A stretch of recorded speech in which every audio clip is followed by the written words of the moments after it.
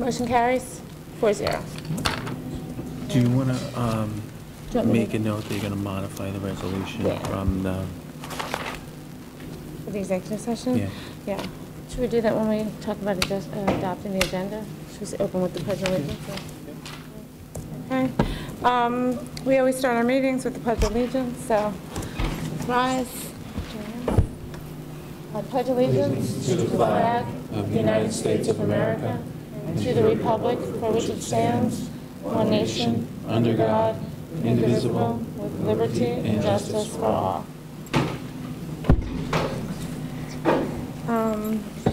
Okay, so first up on our agenda is motion to accept agenda.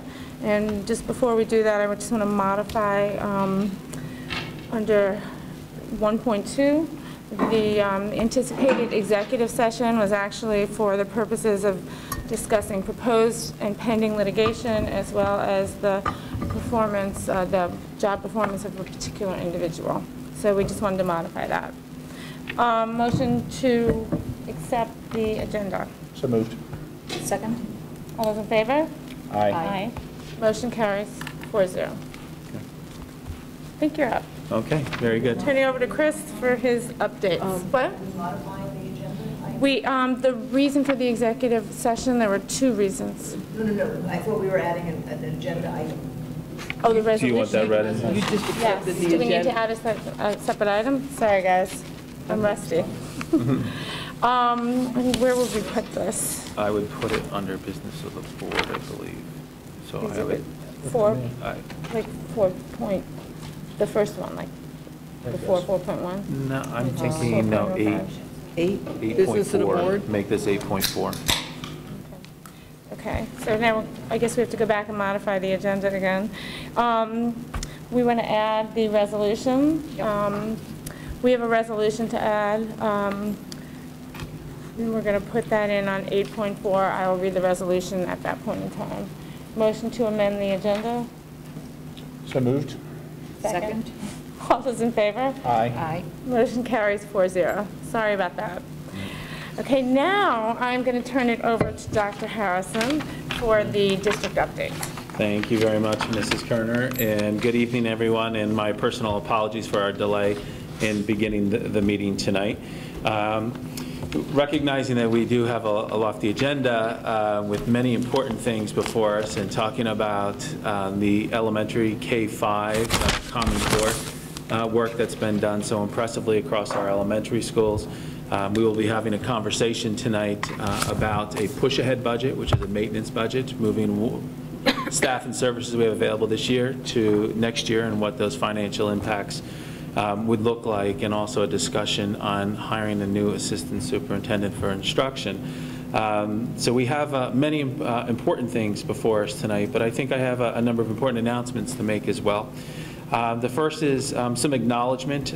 We've had quite a year with our athletic programs, and most recently our boys and girls varsity winter track team both won the league championship this weekend, so certain kudos to them. And also our boys cross country team and girls soccer team have won the state scholar athlete championship, meaning those individual teams held the highest GPAs for their respective sports in the entire state of New York, with team averages of 99.9. Certainly impressive. Not only were their efforts on the field and on the course impressive, but in the classroom as well. It's what we love to hear. At an upcoming Board of Education meeting, we'll be acknowledging the success of a number of our student athletes, including those that I've referenced. With respect to our Scholar Athlete Champions, they actually will be presented with a banner from New York State, which is certainly something that we will proudly hang in our schools. To continue on the theme of athletics, yesterday we had a quality character education program for over 300 of our student athletes, which focused on bullying in schools, acknowledging that there is maybe a bit of a different culture as it pertains to how athletes may interact in sports teams, on the bus, in the locker rooms, and the culture that extends beyond those team groups for the athletes. We were fortunate with the support of the Irvington Diversity Foundation to bring in Coach Randy. Nathan is the CEO of Project Next Generation, which he is a character ed staff developer. He's a youth empowerment individual who goes around working with students all over the country. Randy met with, as I said, over 300 of our students in the theater yesterday, talked to them about the culture in sports, talked about the role that they have to support one another, the role they have to maintain positive dynamics within that athletic unit, but also what their responsibility is should things go awry from what our expectations are. Certainly was a program that was pretty well received by our kids. They were attentive, they were engaged, they responded to his prompts. And I give them a lot of credit after a long day in a theater where the HVAC system wasn't working ideally and it was about 85 degrees in there. But with that said, it was a great experience, and to my knowledge, it was the first time that we provided some targeted character education experiences for our student athletes, where we have some thorough programs across the district. It was the first time we targeted this audience. So certainly noteworthy there. I also want to say that a large number of our coaches were in attendance, of course, with that event. A few other items worth recognizing, that the district newsletter, if you haven't gotten it already, it's in the mail, so look forward to the winter district newsletter, which will include a lot of important information about events in the district, as well as identifying future dates for some budget forums, which we'll discuss later. I'm proud to announce that we're going to launch First Superintendent's Book Club in Irvington with partnership with the PTSA. We're going to facilitate a book club where our first read is going to be a book entitled How Children Succeed, Grit, Curiosity, and the Hidden Power of Character by Paul Tau, T-O-U-G-H. Highly acclaimed book, something I think can spur a lot of thought. Keep your eyes on the PTSA website and the weekly This Week newsletters. The PTSA is going to organize a series of these events to discuss the book and our impressions of the book and consider implications for education here in Irvington. In our schools, we also have a nice focus on technology. We sit back and we think about how technology has reshaped all of our lives personally, and we recognize the impact that it's going to have on our children and how it begins to impact teaching and learning. Certainly as recognized in our district goals, the Board of Education and the entire leadership team, as well as our faculty, have a commitment to exploring how we can begin to expand those opportunities. For this initiative, we are going to begin to look at a few pilot programs that we want to initiate or have begun to initiate in our school district. And from that, we're going to reignite the efforts of our technology think tank from the spring. We'll be sending out invitations to those folks to be joining us for a meeting in a few weeks. The meeting will be in a few weeks. The invite is forthcoming. And at that point in time, we're going to begin to sit back to think about what our overall vision for technology is, to begin to establish a multi-year plan to achieve certain measurable objectives that we'll see how we need to begin to rethink that perception of a classroom, what teaching and learning should look like for our children. So it promises to be an exciting journey for us and one that will have great benefits for our children. But with that in mind, we recognize that there's important dialogue that needs to occur along that pathway. And in doing so, we're going to have a discussion here at the board level led by Dr. Kaur and myself to engage the board in our thinking about what this plan will look like and the journey that we're going to lead the district on at the next Board of Education meeting. So those of you in the audience and those of you watching at home, if you're interested in technology, we encourage you to be present at the next Board of Education meeting for that dialogue. And then finally, I wanted to comment on our district's Fields and Facilities initiative. Last Tuesday in this very room, we had a special Board of Education meeting that was to discuss the possibilities that we need to consider to reopen East Field. We presented 3 different options, ranging from natural grass to artificial turf. The board is yet to make a decision, but we are motivating the board to make a decision within the next month on this subject.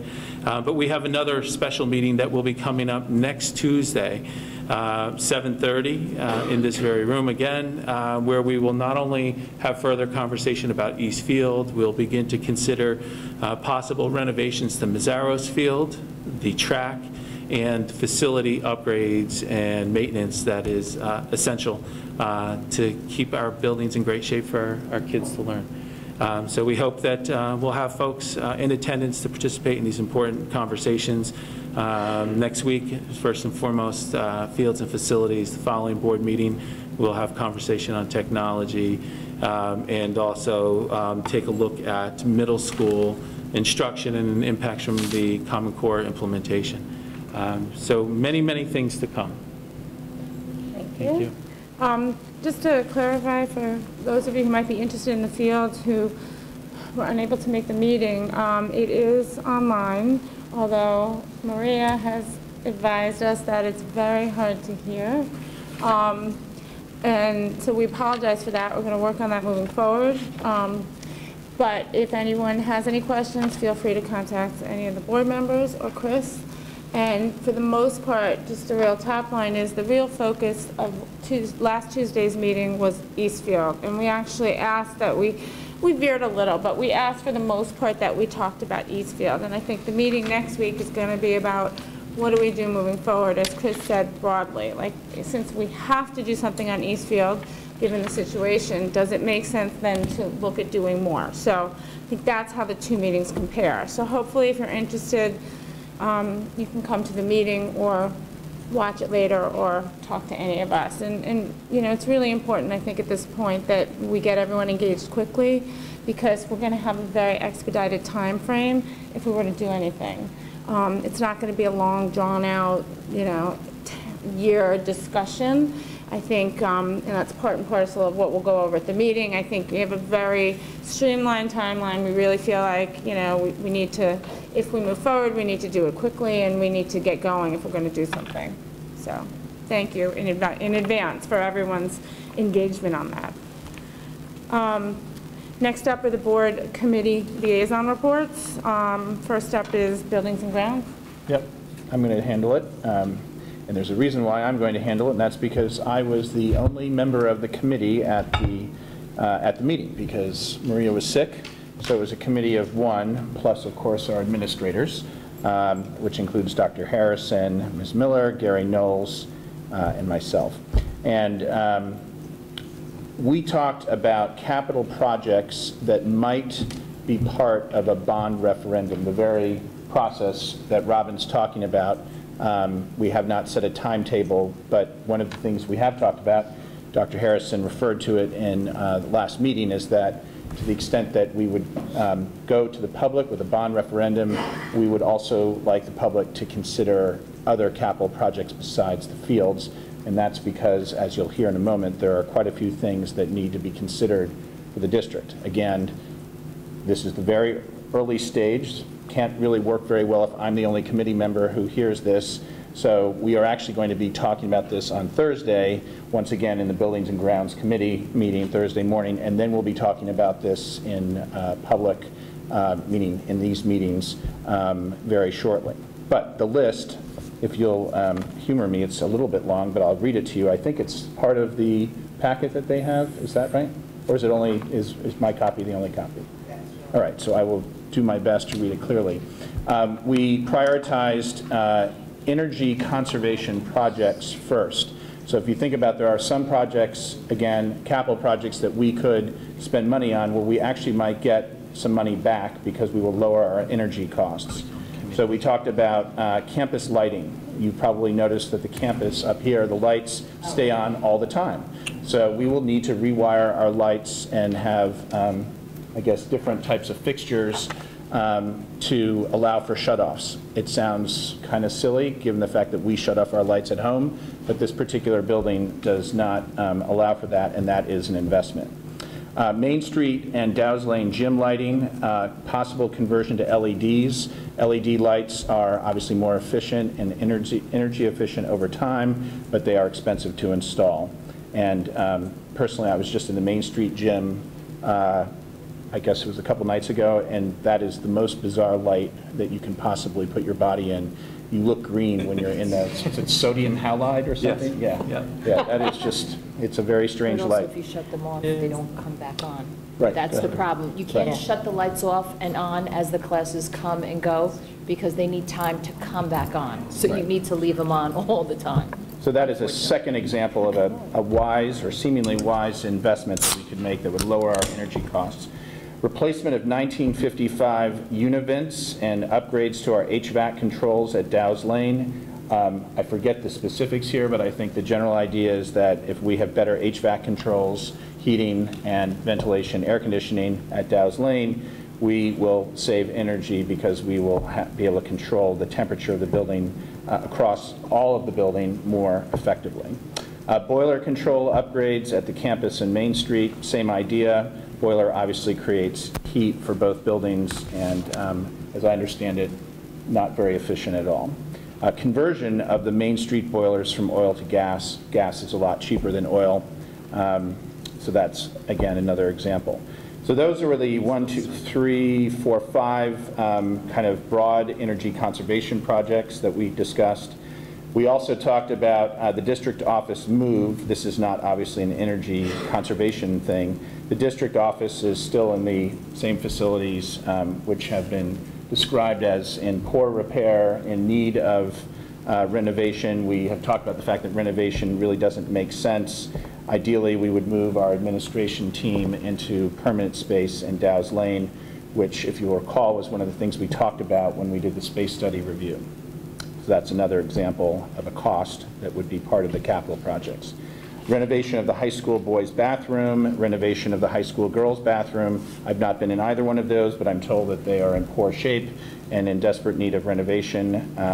Actually, I probably have been in those bathrooms, but it was in 1982, a long time ago. Replace the upper and lower roofs on Main Street Gym. Are there leaks, or I guess, or is it just sort of starting to leak? Starting to leak, exactly. Convert the upper lot near Eastfield to a parking lot, to a gravel lot with lights. So this is obviously a big problem, a big headache for anybody coming to the campus. We don't have enough parking. We've talked about it periodically. This would solve that problem to some extent because it would create more parking that would be usable with a gravel lot and lights. We're not talking about paving it. That is not part of the scope of work that we're talking about. Installation of speed bumps on the lower parking lot hill. Lower parking lot hill, mean Heritage Hill? Yes. Yeah, right. That's just because we've had some speeding problems. Addition of vestibules in middle school entrances. That's actually a kind of architectural issue because when you open the doors in the wintertime, cold air comes rushing in because there's no secondary set of doors. They should have put that in there to begin with, but this is something we would rectify. And the dust bowl between middle school and high school. We have talked about this periodically. I can remember earlier conversations where we talked about the need to fix the dust bowl, and this is also on the list, and we have not even come up with any ideas about what we might do there. Some of the earlier ideas that we talked about, meaning two or three years ago, were definitely in the hundreds of thousands of dollars. That's probably not what we would be considering here, something that would be more reasonable in terms of cost. And then the last thing, and again, this was in priority, the installation of radiator covers on the Main Street school radiators. That was at the very bottom because we didn't see that as a high priority. So that's what we went over in the meeting on December 16th. And then again, we will go back through the same list on Thursday with updated costs and more information that Bev has acquired from our architectural firm and the engineering firm, Land. That's my report. Can I? Yes, please. Is it possible for the energy efficiency issues to get any sort of back of the envelope cost benefit? What would we say? We have Cost benefit. Yep. You know, energy efficiency sounds great, it's nice, but it's, yeah. It may be that there's, I mean, I know sometimes you look at these things and there's very long payback and things like that. Right. The other thing is, I think as we go forward in the budget process, this will become an issue.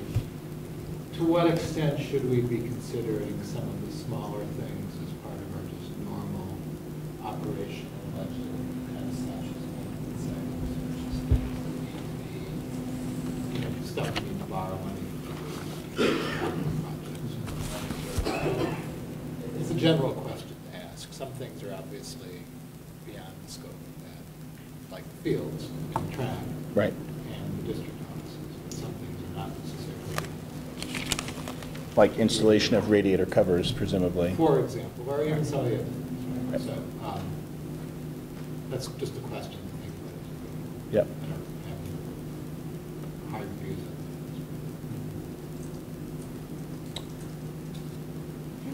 Thank you. Next up is the Communications Committee meeting, which is actually myself and Phil.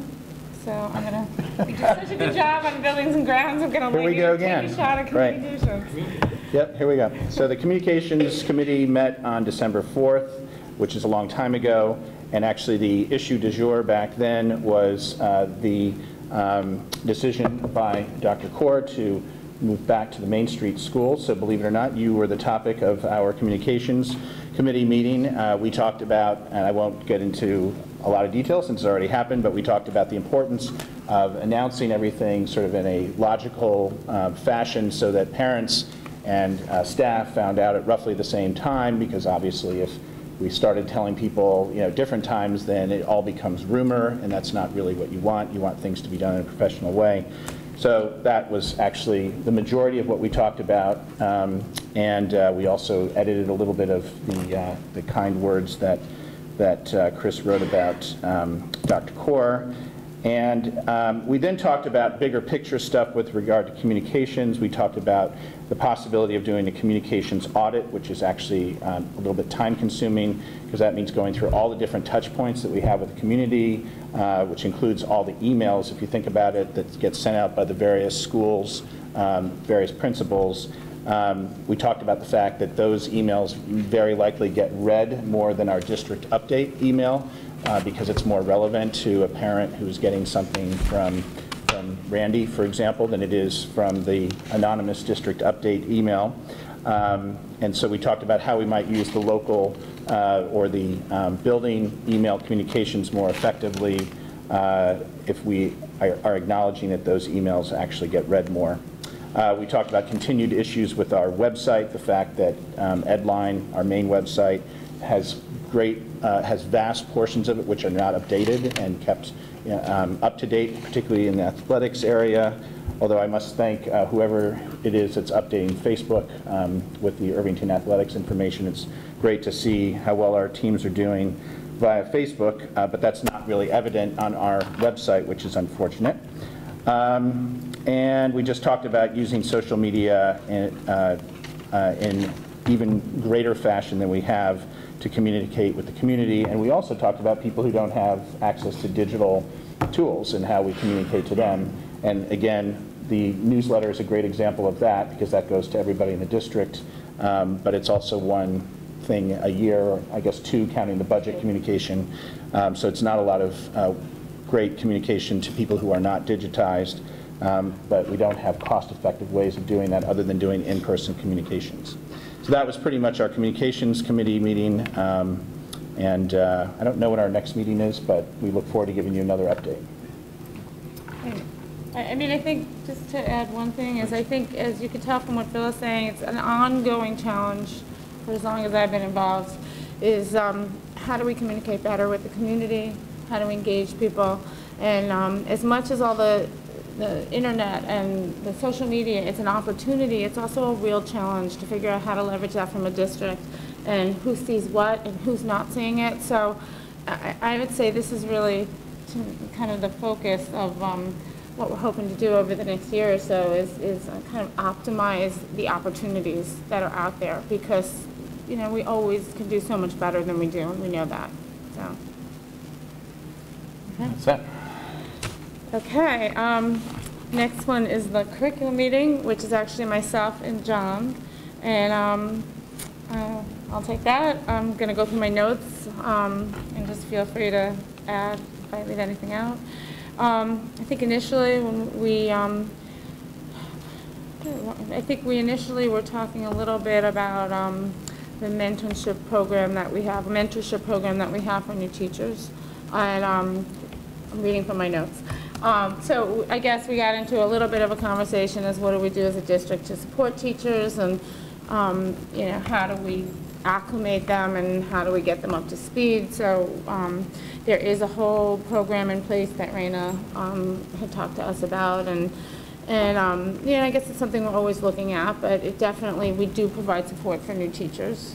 The second thing we talked about was the Tri-States, World Language Tri-States is coming soon. Coming soon, March. Now, already. March. Yeah. I just don't have the date off the top of my head. So, you know, we kind of did the broad in terms of, you know, what is a tri-state visit for John, who's kind of not been on board for a tri-state visit, to, you know, how effective is it, and what are our expectations, and briefly, for those of you who don't know, there's it's a tri-state committee that is comprised of educators from different districts around the state. And since we're a member of the Tri-States, we also participate and evaluate it, but when they come to us, we've done English, math, science. This will be the fourth one that I'm in here for, which is world language. And they work very closely with our instructional leaders. They meet with parents, they meet with teachers, they meet with administrators. And they're not necessarily looking at how we can make the curriculum better. They're looking at how do you deliver instruction, and, you know, what are you as a district doing, and how can we make what you're doing more effective. Sometimes, from my experience, we'll get fabulous advice. They end up giving you a list of recommendations for how to improve where you're at, and then they do a follow-up visit to see how you're doing with the implementations of the recommendation. So, you know, I think we're all, you know, interested and curious. I think world language is always a hot button, and it should be some good information that we're getting. And I do believe there will be parents participating in the committee as well. Yeah. Oh, wait, the visiting committee? No. No, when they interviewed. Yes, but they're going to be interviewed by the people. I think parents are part of that mix as well. Second thing, then I think we discussed, I think we talked a little bit more about curriculum mapping, which is something that came up in the board meeting, and it's something that I know Raina's done a good job of convincing us how important it is for us to know by grade, by unit, you know, what we're doing, what the outcomes are, what the learning expectations are, and then when you have that all laid out, then it's much easier to affect change or to tweak certain areas if you need it. So we did have a whole long discussion about curriculum mapping, and then we also talked about how, you know, curriculum mapping and then teaching differentiation are not the same thing, and they're actually two different things, and we probably need to focus on both of them as we move forward. That's kind of my notes. Do you have anything else to add? A little, but I think you covered the main ground. The other, we talked a little bit, just kind of, I think we met not too long after we had the board meeting where we had the guidance presentation. So we talked a little bit about that. And I said that, you know, we were very interested in watching how the guidance, you know, process continues to evolve here. And it's, the whole college preparation and admission process is a very important concern for us, and we, you know, want to continue to pay close attention to that. And I think we look forward to hearing more about that as the year goes along. And not to mention wishing the current crop of seniors all the best of luck. On the world, in the tri-state, yeah, we're having the world language. I didn't realize necessarily that world languages included the ancient languages, but they do. So it'll include Latin and Greek, not just French and Spanish. I went back and read the tri-state reports for math and English. I haven't yet had time to read the science one yet. They're kind of, well, there are a lot of tables, so they're voluminous and they're not. It's a little hard, frankly, on first review to know exactly what to make of them and what people got from them. I imagine there was a lot of some of it comes through clearly in the reports. Are those reports available on to the public? Are they available on our website? Yes. They're posted on the curriculum page. I'm saying that, so now I'm going to double check it. They always have been. They're sort of old at this point, but I'm 99% sure they are still there, but I'll double check. It's always possible that somebody. That somehow went down, but yes, they do get posted. Right. Yeah, okay, that's good. And I mean, I think I kind of mentioned, this is my view of the world, but the English one, after we got the English tri-state one, a lot of the recommendations were implemented, and there was a series of changes over the, I think, almost a 2-year period that really stemmed from that. So I actually viewed that as very useful in terms of moving the district forward. In terms of the math, my personal feeling was not so useful in terms of moving us forward to where we read the report, we got the report. I don't remember there being as many initiatives coming out of that as there were out of the English. And the math also, to me, there was a lot of focus there on working hard to implement the curriculum. And now here we are talking tonight about it's not curriculum and standards, but we also have the curriculum to go along with that. So we're, it's a reminder of the transitory nature of these things, I guess. And to save you the time on the science one, I think it got caught in the middle of New York State changing the science curriculum, so it kind of was in limbo, and I don't think we've ever really followed up on it based on the timing and the Common Core and everything else that was happening, so you might want to save that reading for another day. Well, in the event I get down to the... The other thing I think to emphasize in what you said on the tri-states is I know I'm very interested, I think others on the board are very interested in taking a broader and more holistic look at a world language program and really getting to the root and asking whether the structure of that program is framing the way we want to be or not. So I think that's at least some of us on the board, maybe the board in general, want to have that interest. And it's something I hope we don't lose sight of just because the tri-states, I think, focuses a lot on how instruction is done and those sorts of things. But there are sort of other questions that I think are very important, maybe some of the broader questions that won't be part of that process, but I think we don't want to let go of it. I thought the curriculum mapping was cool. We actually got to look at the curriculum mapping, right there on the screen. I think it's a shame we don't have access to it, so we can kind of go around and look at the different grades and what's going on. It is striking how much information is there, and obviously the other side of it is there's a lot of work that's required to put that in, and we've talked about that. Sounds like that's something that we want to capture in the meeting minutes, that John Montgomery described curriculum mapping as cool. Then I'll correct it.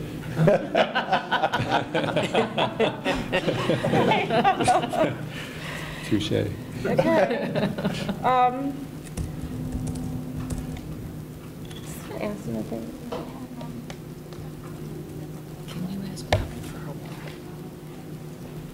Your call. Your call. You want to do it before? I just don't want to get into a long thing. Because the curriculum thing's so long. Just, I am aware based on a phone call that there's at least one community member who had a question of something, who wanted to make a comment not on the agenda, and given that we have a long meeting and the Common Core curriculum is going to, presentation, which they've been waiting so long to make, it's great. It's long. So at this point, I would just, it's unusual we don't do this, but if anyone would like to make any comments of anything not on the agenda, in light of the long meeting that we have and not making someone sit through the meeting, now's your chance. Yeah. Thank you very much. My name is Dr. Robert Smith, and I have 2 children in the high school, and I've been following the concussion and football research for the last few years, and I just, as the evidence has emerged, I thought that it would be helpful to suggest that that the information be disseminated to all the parents before their kids participate in football, although other sports also. I looked into this. I just want to read a little bit of the data that has emerged. What happened was they started doing autopsies on NFL players. You probably know about this, and they found they had chronic traumatic encephalopathy. 55 out of 56 on autopsy. Now, those are the professional players. Then they started studying high school and college players. There was a 2-year study out of Purdue, 2012, that found that 17 out of 29 players studied over 2 years showed brain changes. They did functional MRIs, cognitive tests performed before, during, and after each season. And they had acceleration impact data taken from sensors placed inside the helmets. And 6 of the 17 who had changes had concussions. So 11 of these kids had no documented concussions. You see, because what happens is helmets don't protect. They protect against lacerations and skull fractures, but they do not protect the brain slamming into the skull. There's a rapid deceleration. It's by far the most pronounced in football, because on an average season, there's 1,000 to 1,500 collisions per year, including practice. Now, the risk of concussion is twice as high in high school players versus college, because their brains, they're physically less developed. And then for the younger kids, this is not the purvey of the board, I think, because Pee Wee football is not part of the school. But those kids are at even higher risk because their neck muscles are not developed. They can't hold their heads up, so they slam into the ground a lot. And there's some controversy on the incidence of concussion in those kids. It's somewhere between 5 and 10%. But there are a number of neurologists say categorically any kid under 14 at this point should not be playing tackle football, including a number of former players. 2013 report from the Institute of Medicine found that the high school football players were sustaining concussions at a rate of 11.2 per 10,000 athletic exposures. That was twice the rate. Now, and that 20% of high school football players sustain brain injuries per year. Now, I think that probably for Irvington, being a small school where the kids aren't as big, and my guess is that the rate is somewhat lower, because the study was at Purdue with these big schools in the Midwest. And another thing that's happened is that the players have gotten bigger. They talk about that, and the amount of training they have. So I'll be quick here. And then I anticipated, well, people would say, well, what about other sports? Hockey, wrestling, lacrosse. And I looked into it. Well, it turns out that those sports also do have risk of concussion, not as high as football. Football is the highest, but hockey and lacrosse especially, and interestingly, another study found wrestling and cheerleading, they fall and hit their heads, they have risk of concussion, but football is markedly higher. A number of Leonard Marshall, who was a famous giant, has recently come out saying He wouldn't let his son play football anymore. Brett Favre, Bob Costas. Now, there's a very strong culture of football, I recognize that. But I just feel as a parent, just simply that parents should know, as a lot of this data has emerged just in the last few years. So what I'm advocating is I could work and just accumulate what data is been reported and give a sheet and move that it just be distributed to parents so that they're aware.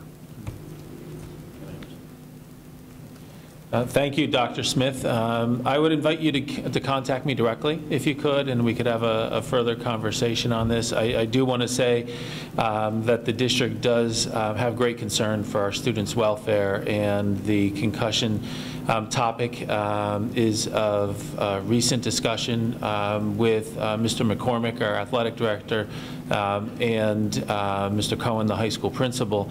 We've actually had some meetings with a local expert, medical expert on the subject. We are evaluating our screening protocols and investigating some opportunities to enhance student safety. I do believe that an information campaign supporting those other modifications that we may consider could be helpful. So I'd invite you to contact me directly and see how your expertise and knowledge could help inform our initiative.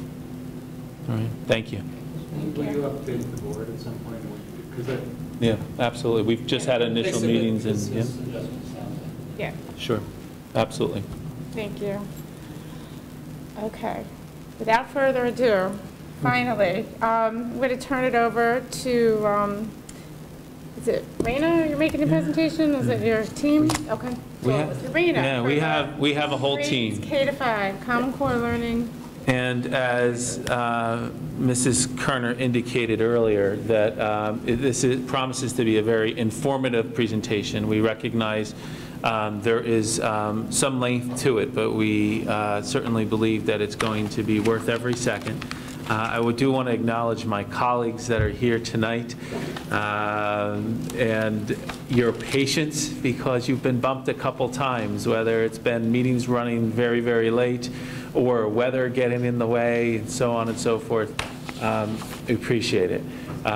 So we have Dr. Kaur is going to be presenting along with our elementary leadership team. We have Randy Lichtenwaldner, principal of Dow's Lane. We have Christine Rosner, our math coach. We have Meg Benedetto, new assistant principal at Dow's Lane, and of course Eileen Casey, interim principal at Main Street School. So with not to add anything more to it, Dr. Kaur and team, the floor is yours. So did you want me to switch to the other mic? Yeah, I think if we could just bring the other This mic up. doesn't, okay. So do you want people to stand at the mic or hold the mic? I think in the general area. I can't stand in the mic when I talk. Just to have it in the area, please. Yeah, because we've had problems with like. Yeah, and we're evaluating what we need to supplement our system. How's that? Okay. Do you want me to get that stand for you guys? No? You're right with this? You go with the flow? You're going to go with the flow. Okay, so good evening, everyone. As Dr. Harrison said, we've waited a while to be here with you tonight, so we're very excited to share with you some of what's going on in our schools regarding the Common Core, ELA, and mathematics. So,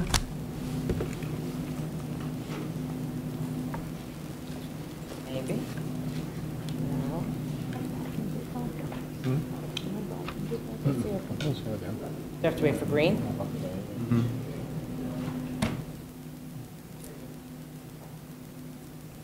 Okay, so I think we maybe all know this already, but we felt compelled to just put it in here one more time. What is the Common Core? So it is a set of learning standards. So many of you read, and there's a lot of information out there about the Common Core.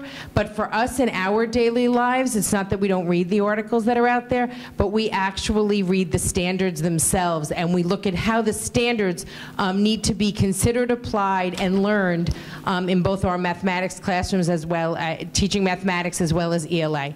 It has been adopted by 45 states, and the focus is really on ELA and mathematics, but one of the great things about the Common Core is that it has branched out, and especially at the secondary level, we have our science and social studies colleagues who also have a set of standards that is aligned to the Common Core expectations around literacy. The expectations for literacy are outlined carefully, and actually before Robin talked about our science tri-state visit, and one of the things that has gotten in the way for us is the implementation of the Common Core as well as the adoption of the next generation science standards. So one of the things that is happening out there is a focus and an expectation that the Common Core standards will branch out and there will be alignment with our science work as well as our social studies work in classrooms K through 12. So I'm going to turn it over to Eileen, and Eileen, I realized that I didn't know if you wanted to comment on the kid quote thing. Oh, yeah, I'm going to do that. Okay, so you're on. Okay. I'm going to talk, do an overview of the shifts in ELA and literacy. Later on in the presentation, you'll have more specific information about each of the shifts. But the first shift, and before I start with that, I'm going to call your attention to the bottom of the screen where you'll see something called Kid Quote. When we were preparing this presentation, we thought it would be helpful to everyone if you had some input from the students and the teachers who are actually experiencing this. So throughout the presentation, you'll see examples of certain quotes. And in some cases, we'll read them to you. Most of the time, we won't. They're there for your reference. But I think it's really telling to see how the students are interpreting this and also how the teachers are. The first shift is balancing informational and literary text. And basically what this means is that there is a balance between fiction and nonfiction, which will be increasing throughout this. In the past, most of the work that students did was based on fiction. So there's a movement toward more nonfiction in the work that they're doing. Shift 2 is the knowledge in the disciplines, and this shift is a way for students to build their knowledge not only through activities and experiences with their teachers in their classroom, but to focus on text in terms of building that knowledge base, which will become the basis for more learning as they move up through the different grades. Shift 3, staircase of complexity. In this, there's a strategy that's used in this which is called close reading. So when students are learning appropriate text around a certain type of instruction, they're doing this using a close reading process, which means that they really it means exactly what it says, very closely reading the work, analyzing what's being said there, and then going back to it to extract information. Shift 4, text-based answers, that again is rigorously looking for evidence within the work that they're reading to make sure that they can support whatever their conversations and conclusions will be as they go through the text. Shift 5, writing from sources, again emphasizes the use of evidence. So the difference with this is, for example, in the past, students might be reading more words and not delving as deeply into the information as they are now, not analyzing it as deeply, not drawing inferences as deeply as they do now. In that sense, it's quite different. Academic vocabulary, students, again, build transferable vocabulary. So what they do is the information that they're gaining each year that they go through school will become will build on the year before, and they're in any particular content area they'll have a base of understanding which will expand. So I'll call your attention to the 5th grader quote at the bottom, which I think really does describe this in a nutshell. And it says, "The Common Core makes us go back and ask questions about the text. At least once, everybody in my class has to go back and persist until we reach the Common Core standard." So that's what students are being trained to do, to read information, to ask questions, to go back and seek evidence within the text that they're reading so that their conclusions are based on evidence. And I think that for a student to explain it that way is really, really helpful. May I ask a quick question just about shifts? I just want to make sure, is a shift like a stage, or is it a shift from something else? It's a shift from the prior to Common Core type of instruction. Right, so we're shifting from this to this. Yeah, The so first shift is this, got it, okay. And our, sorry, follow up on that, because I was kind of wondering. I'd say if after this, if we could try to contain questions, or we can, but I John think these are can. clarified. Yeah. Yeah. These are all things that were not being done before, or is it more the intensity of the efforts? I would say they're being done differently before. I don't know if you, would that be? Some not at all and some differently. I think as we go through, and that's why I would say it would be helpful if we could push ahead, because I think we're going to go through each one and we're going to explain each one. And I think, especially for those of you who have children in the upper grade, you may see some differences that you actually saw in what your children did versus what we're doing now. Okay, so the standards for ELA are standards for reading literature, informational text, and foundational skills. And again, these will each be discussed in more detail later on, as well as writing, speaking and listening, and language. So those are all the standards for ELA, which you'll hear in more detail as we move through. Now, this is an example of how an ELA standard builds K through 5, and I think this is pretty, it really illustrates what's happening here. For reading and literature, we're talking about key ideas and details, and we're going to focus on standard number 3, which is to analyze how and why individuals, events, and ideas develop and interact over the course of a text. This slide shows how that evolves. So the standard is analyze how and why individuals, events, and ideas develop, but if you look at in kindergarten, and if you focus on keywords, it's with prompting and support, identify character settings and major events in a story. So in kindergarten, they're being asked to actually identify these things. And as you move into grade 1, there's a key word there, describe character settings and major events in a story using key details. So while in a previous time a student might have been asked to retell a story, in this case they're really asked to describe and to use key details to support it. Second grade, Second grade, describe how characters in a story respond to major events. So it's not only describing it, it's describing it and analyzing how the characters are responding to major events and challenges. So as you go through this, you can see that there's a different depth of understanding that students are being asked to communicate in these. In third grade, describe characters in a story, traits, motivations, or feelings, and explain how their actions contribute to a sequence of events. So now you're not only communicating that, but you're interpreting it in relation to a sequence of events. So you can see that at each grade level it becomes more intense, more in-depth. Fourth grade, describe in depth a character setting or events, draw on specific details such as characters' thoughts, words, and actions. So again, you're delving deeper into it, and that's really the big difference with all of this. It's not retelling, it's not parroting information back, it's really analyzing what the students are learning. At each grade level that they move up, they get more in-depth with this type of thing. Fifth grade, they're comparing and contrasting 2 or more characters. So now it's not only analyzing what one character is doing or what one thing is, but it's looking at how they are in relation to each other, how characters interact, for example.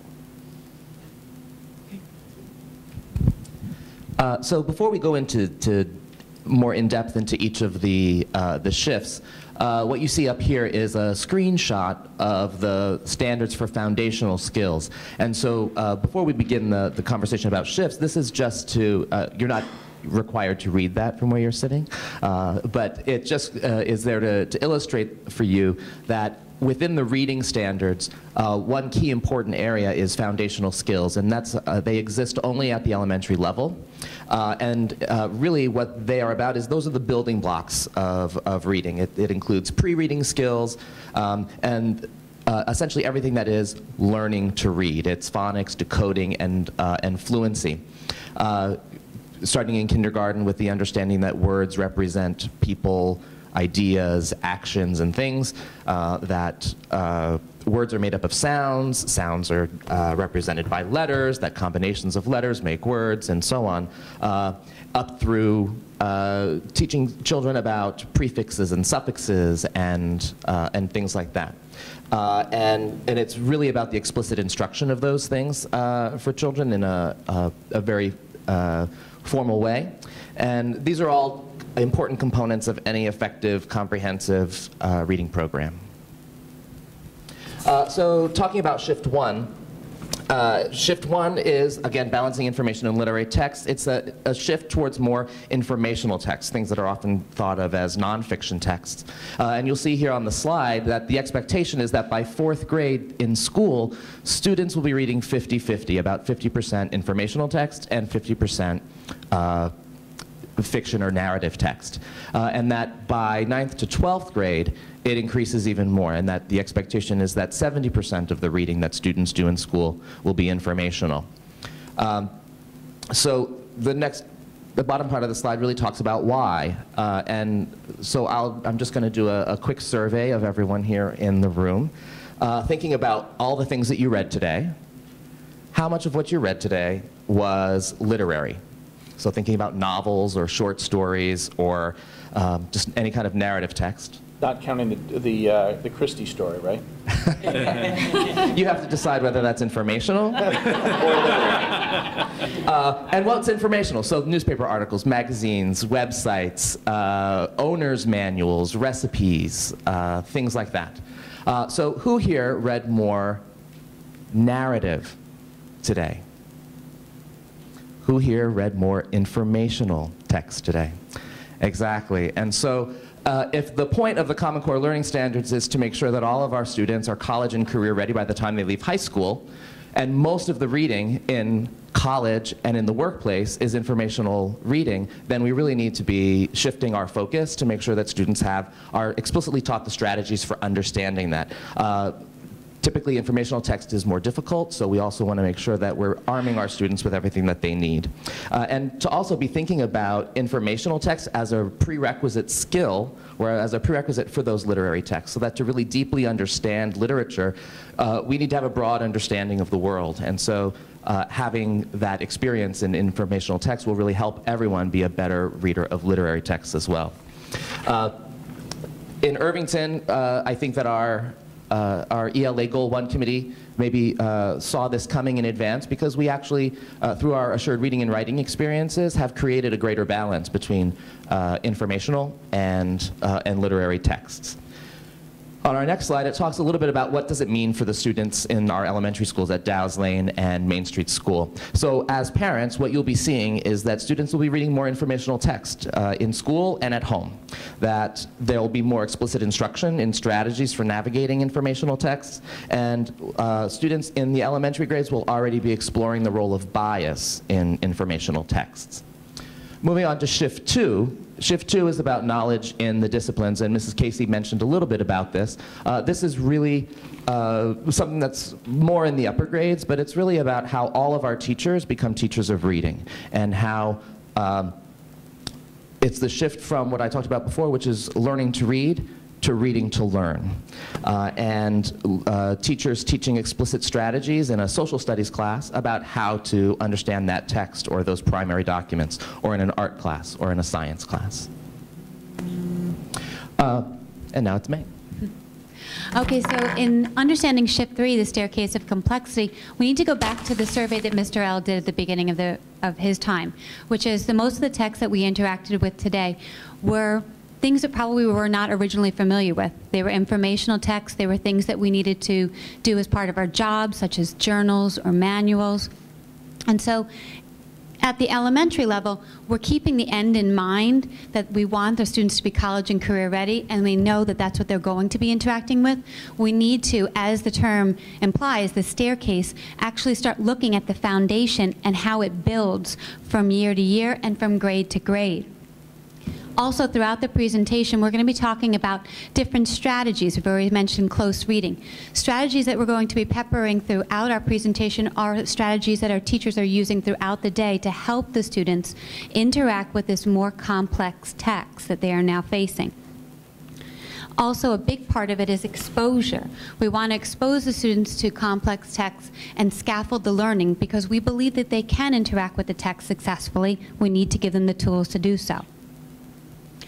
So when we take a look at complex text, what does it mean when we're saying it's complex text? How does it become complex text? What's so complex about it? And so we have different bullet points to help you understand it. But also keep in mind, there are things that at the beginning you were probably unfamiliar with.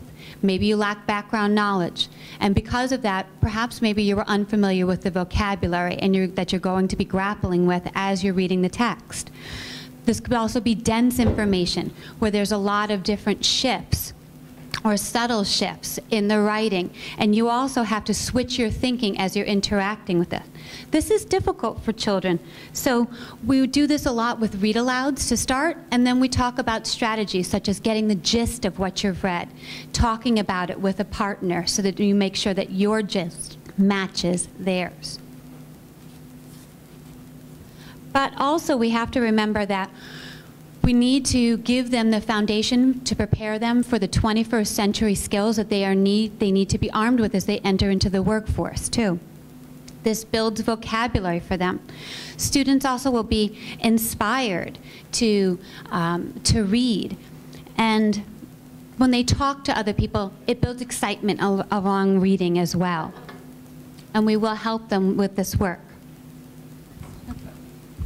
So as Meg was saying, we were really talking in this shift about, again, the explicit instruction for kids of strategies of how to do that close reading, to take a short piece of text and mine it for all that's there, and to be thinking about how they can read things that are more difficult. As adults, we know a lot of tricks that help us to do that. And so what we want to do is share those tricks with our students. So on the next slide, there's something that I'd like you to all just take a second to read to yourselves.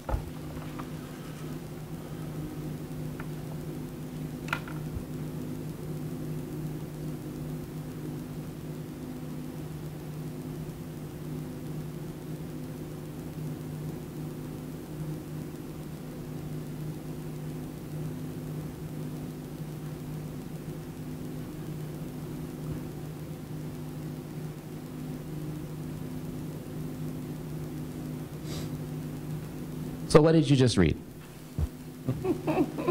That we should. Anyone want to retell what they just read? So in that passage, I suspect that most of those words were words that you were familiar with. You could decode those words, but it was really comprehending the meaning of the author's intent in context that you struggled with. But you probably employed certain strategies along the way. Maybe some people reread. So you read part of it and said, wait, I've got to go back and let me read that again. Maybe some people skipped and went on to something else. I didn't get that, but I'll keep reading. Maybe I'll get the gist of it. Maybe you noticed that it was a quote and you skipped to the end right away to see where that quote was from and who the author was to help give you the context that you'd need to better understand. Some of you may have had to grapple with some of the multiple meaning words because, for example, it said school, and you might have been thinking, because we're sitting at a school board meeting, of the physical school structure, but it's a school of thought. So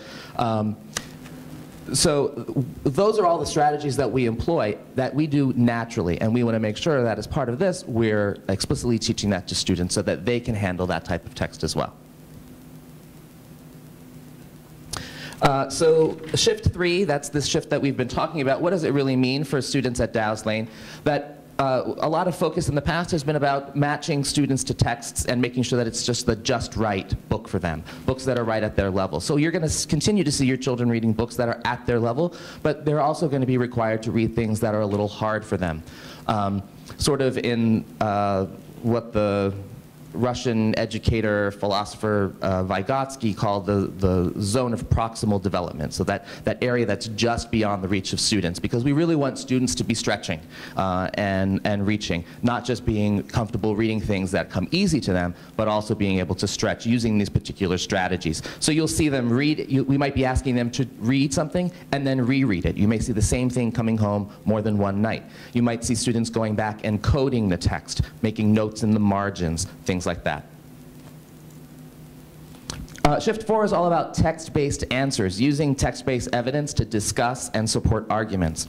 A lot of the work in the past in reading has been to get students to interact with what they've been reading. So it's relied a lot on their connections, on their impressions, and their feelings about what they read. And so now the focus is to go deeper and to say, now support that with evidence from the text. So students are called upon here to go back and find evidence in the text to support their claim that they're making.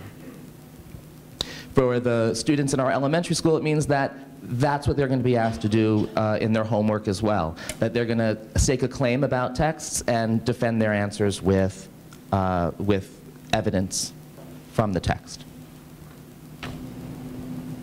Okay, so you notice that we put together a lot of slides on the text complexity in the staircase, because we felt that when we ask about what's different, what's new, that is definitely a shift for us, and we felt that the focus on that would feel different and would require more information. So writing from sources, shift 5 is something that we've been doing. The what is, we want to make sure that students are using sources when they're writing, that they're citing evidence. It's connected back to what Randy just talked about with text-based evidence. For our students, we have, for all of our assured writing experiences, and the ELA assured experiences actually connects again back to what Robin talked about. That came out of our ELA visit from Tri-States. And so for over 8 years now, we've actually had both informational research writing as well as argument and persuasive as part of our program, K through 12 at varying degrees.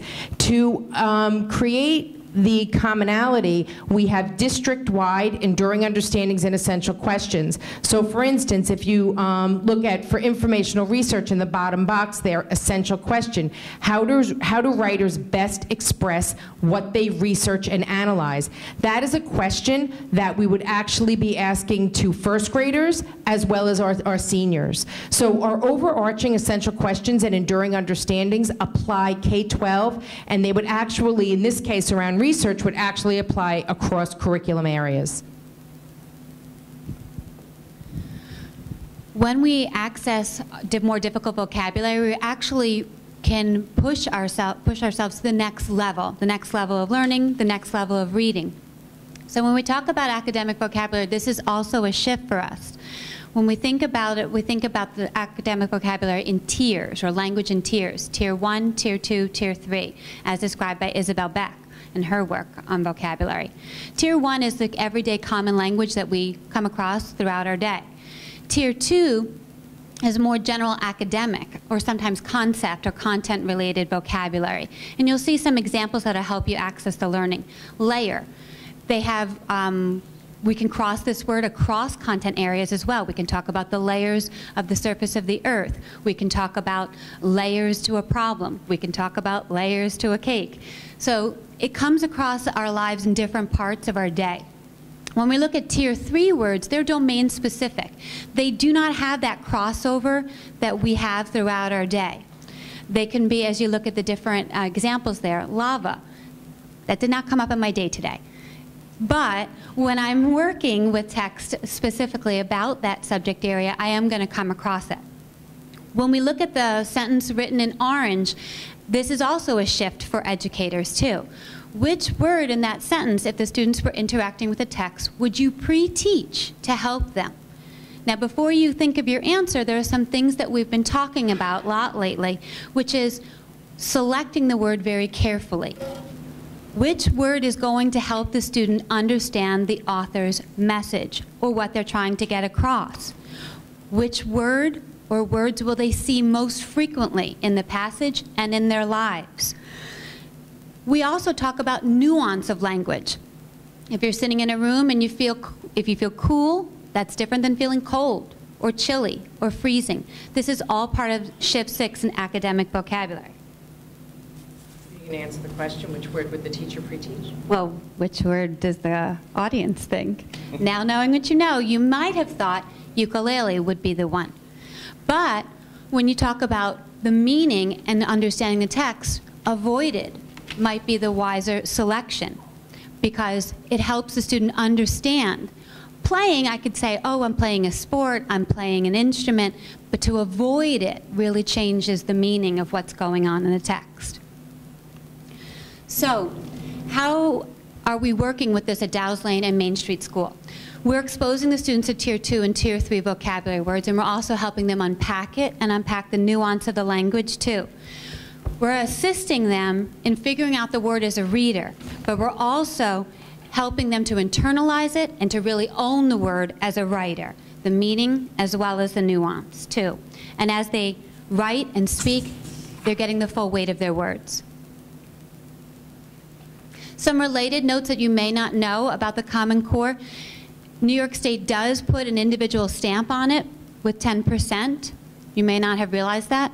How it impacts us here to the Common Core in Irvington and yet another area is, if you look at the bottom, stronger emphasis on grammar. When we talk about the kinds of words that we're interacting with, knowing the grammar behind them is helpful, and that has translated into school-wide K-5 curriculum that we've been using with grammar from School-Wide Inc. And then also, Writing Standard 6, the integration of technology and what the students are doing in reading and writing. And we're very grateful that we have our technology professional working with Main Street School and Dow's Lane this year. As the students are reading in their classrooms, they're also reading in library, they're researching using information in their classrooms and in library as well as on technology. And when they publish things such as research, they will be using technology to do that now with the support of our technology professional. Please also, as we've been looking at the Kids Common Core quotes, that's a student perspective, but I thought that this was a valuable one to read as well. A 5th grade teacher's perspective as he or she is assisting their students with the learning, and the pride the students feel on knowing that what they're doing is challenging, that they're engaging in hard work, and they're feeling pride with what they're able to accomplish with our help.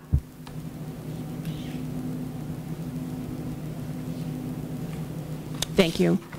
Now we're going to switch to the math section of the Common Core presentation. We're going to talk about what's different in math, what are the shifts in math. And here we have a quote from a 5th grade student. In math, everything is making sense because we are going back to the beginning of the year where we laid down our foundation to help us with math now. In the beginning of the year, we saw a lot of struggling on the part of students and teachers to really become acclimated to this new math program. In this quote, if you go down a couple of lines, I think that the most telling sentence here is, Common Core is really pushing us to do math because we really have to break down what we are doing, and math this year is a lot harder.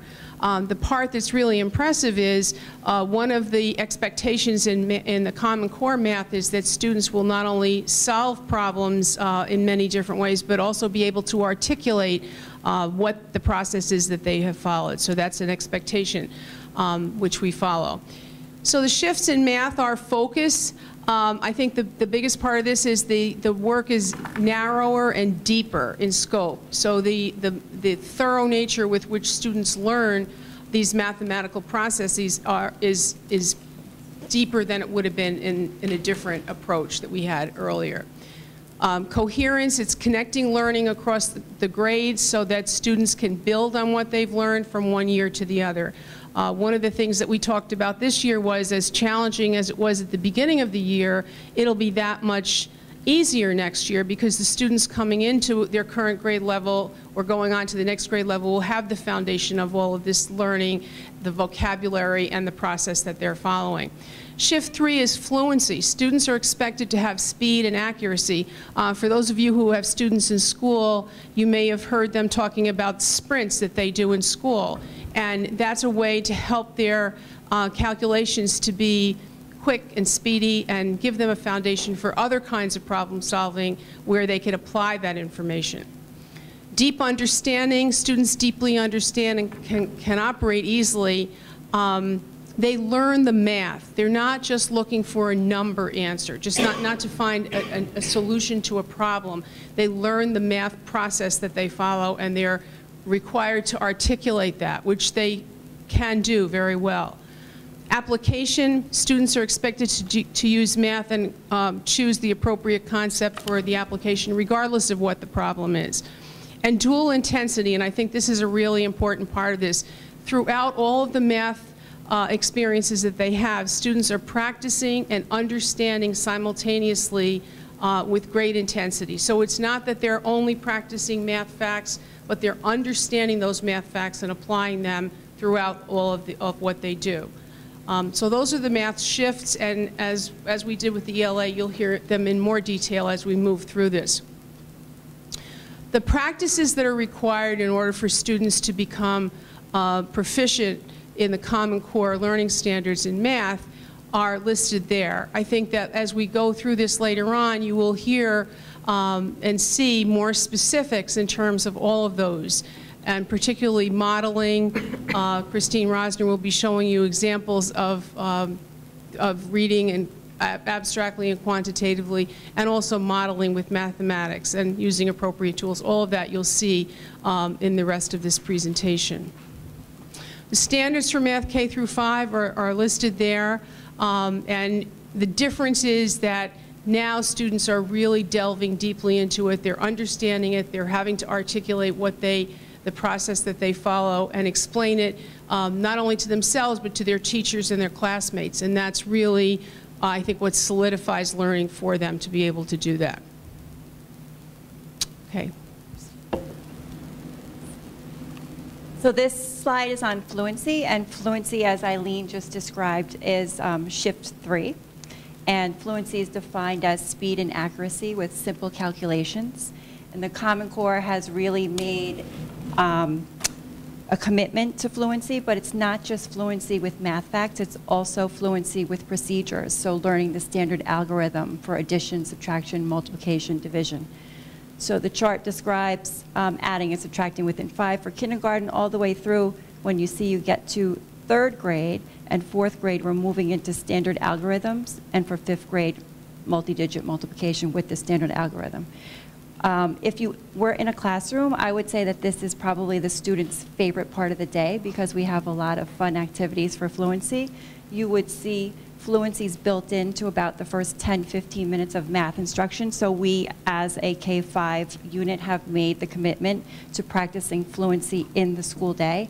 You'll see a lot of skip counting, choral counting. You'll see the children standing up and exercising as they're skip counting to involve the movement to stimulate the brain. One of their most fun things to do, as Eileen described, is called a sprint, where they have 60 seconds to answer math facts, but it's not always math facts. It could be a procedural skill like simplifying fractions. And then after some type of movement or choral counting, they have a chance to repeat that activity, and the whole goal is to improve upon your previous score. So it's about your personal growth. So sprints are really a fun part of the fluency activities. K-5, we have these personal whiteboards. So for fluency activities, to have every child answering a question, we have whiteboards where they write their answers on the board and they flip them up. So they're in use constantly. So it's a very active part of the math routine. The next shift that I talk about is coherence. So this chart shows the coherence and the connection in learning across the grades and between the grades. And in kindergarten, we're thinking about numbers greater than 10 as some 10s, as a 10 and some more 1s. But by 1st grade, we're beginning to bundle and to compose units. So we're taking 10 1s and we're now renaming it as a 10. So we're bundling. By 2nd grade, we're doing that with hundreds. So it's not just 10 10s anymore. We're taking 10 10s and we're bundling it into a unit of hundreds. By 3rd, 4th, and 5th grade, we are becoming fluent with standard algorithms. So place value turns into assessing the reasonableness of your answer. So we're looking at rounding. And in 3rd grade, we're rounding to the nearest 10 and 100. 4th grade, we're rounding multi-digit numbers to any place value. And by 5th grade, we're rounding numbers through the millions and through hundreds and thousands. Application. Application was also a shift. And we, as teachers and students, encounter many story problems. And we are using a process called the RDW process. That's reading. And it links to exactly what we were saying with ELA. We're rereading and reading, and we're chunking the text to make sense of it. Then we're drawing and labeling pictures and writing equations to help us solve those problems. And we're answering each math problem with a full sentence. So we're incorporating all those ELA skills that we were just talking about into math. The language is so important. That's a huge shift for us. So this is an example of a 4th grade application problem. You can see that important parts have been underlined, so they probably reread the problem and chunked it. There's a diagram with a place value chart, and there is an equation and a full sentence with an answer. So we go through that process constantly, and we are internalizing it and learning to solve all different types of word problems. Probably our most successful strategy for RDW is tape diagramming. You might have heard it referred to as bar modeling or model drawing. And we are using it consistently beginning in grade 1. We kicked off some lessons most recently all the way through grade 5. And in tape diagramming, there's a series of steps that the children follow and internalize, but basically they are drawing exactly what they are reading. So you can see in the writing up at the top, the story problem, the chunking. There are lines where they're just reading a piece of text a little bit at a time. They're circling the numbers every time they get information. They're putting it into the diagram, making sure it makes sense. But I do want to draw your attention to the question mark, because that is the unknown. There will always be an unknown. We're teaching algebraic skills from the very beginning. In kindergarten, 1st grade, there is an unknown in every problem, and it's represented with a question mark. So what you're about to see, I just want to read this quote because I love it. Word problems would be difficult if you didn't have strategies to use. That's from a 2nd grader. So, keeping with that, the question mark, what we have here is a short video for you. It's about 2 minutes. I'm working with some 3rd graders. We're tape diagramming a multi-step problem, and they've been using all along question marks to represent the unknown.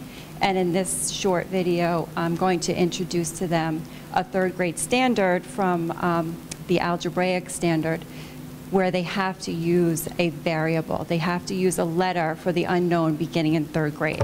So this is a snippet from that. You do this 3 minus 2. Can you tell us what you're doing? I'm crossing this out. Because you can't do 3 minus 6. You take away 10 minutes. What would happen if you did 3 minus 6?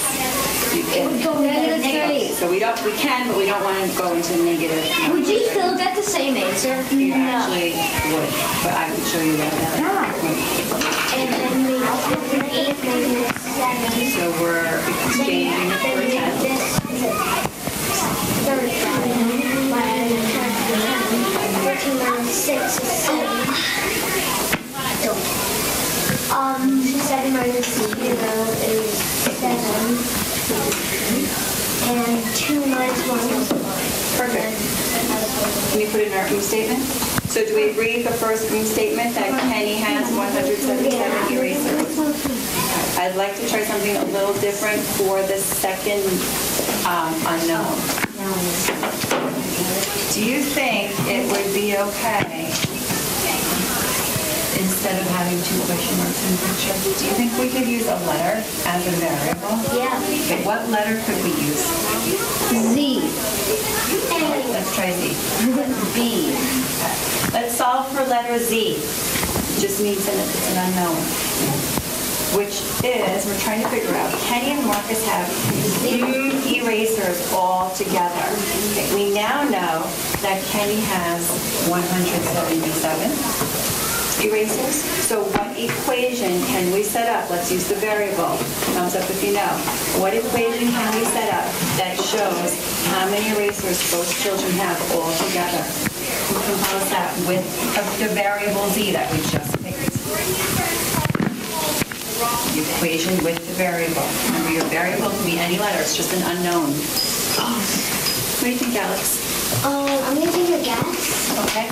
Well, we want the total. Let's not guess. Think about what you need to do if you're combining parts. 177 plus 283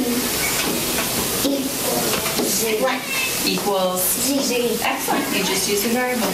Okay, go ahead and solve for Z and fill in your answer in the answer box. So that's just a sample of what third graders are doing. They're actually solving a multi-step word problem with 2 unknowns, and we introduced the term variable, and they will ask throughout the lesson, what is this called again? And the language is so important, and it starts at such a young age, and it's our job to be consistent. So throughout the rest of the lesson, they are practicing on their own and together in small groups using a variable, and then the rest of the lesson was they were breaking into partnerships, and they had a new problem set to work on, multi-step problem, and their challenge was to use a variable for each unknown. So I hope that that was a little bit helpful in describing some of the changes and challenges that we had with the Common Core, and some of the structures that we have put in place and how well the students are doing with what we've done. How old were those kids? That was third grade. Third grade. Okay, so we are actually coming very near to the end. And one of the things that we just wanted to touch on, we really focused on what we're doing in ELA and mathematics, but a lot of conversation has happened, and we just wanted to make sure there's clarity around. We are using the math modules that have been developed by New York State as part of Engage New York. And one of the things, whether it be Math Trailblazers, whether we stick with Engage New York, or whatever program we go to, is the value of a consistent program is the common language, is that there are common assessments that are given across the grades. So as part of our math modules, what you heard some of the presentation refer to is that fluency practice. For every module, within every module, for every lesson, these 4 components exist.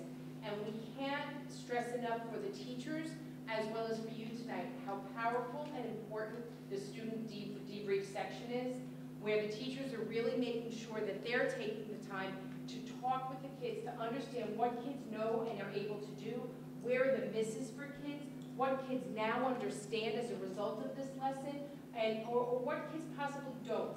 So the student debrief is an incredibly powerful part of our new model. We again tried to provide perspective tonight of ours, teachers, and students. And so we thought that this closing quote, and it's a little long, but I am going to read it. I am so proud of the students and the way they have risen to the challenge of the changes to the math program this year. The start was a little rough because there was so much newness, new language, new procedures, new concepts, new ways to deliver instruction, and new higher expectations. Now that we have worked through the newness, the kids are able to see what they can work, see that they can work to meet the higher expectations. Overall, my students are feeling new confidence. And I want to stop there. There is so much out there about confidence and how confidence affects motivation and kids' engagement in learning. So we really can highlight that word. It is such an important word. Overall, my students are feeling new confidence in themselves and their ability. They are doing a much better job than students of past years in many areas.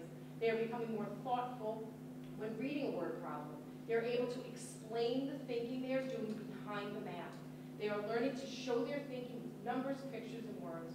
We still have a long road ahead of us, but it can only be easier, and our students will be better mathematicians and thinkers. And I think we couldn't have crafted that quote ourselves. That teacher captured it for us. So as we move forward, we, I think, smile when we talk about the Common Core. Certainly a little stress around Common Core, state assessments, and the alignment and what's coming. But we're really proud of the work we're doing in our classrooms. Our teachers have taken this on full steam ahead, and it has absolutely been a challenge. I think most of you know last year was the benchmark year for the state standards. So they are using the scores and the performance of our students to really say we're now in the Common Core. This year will be the full-blown Common Core assessment.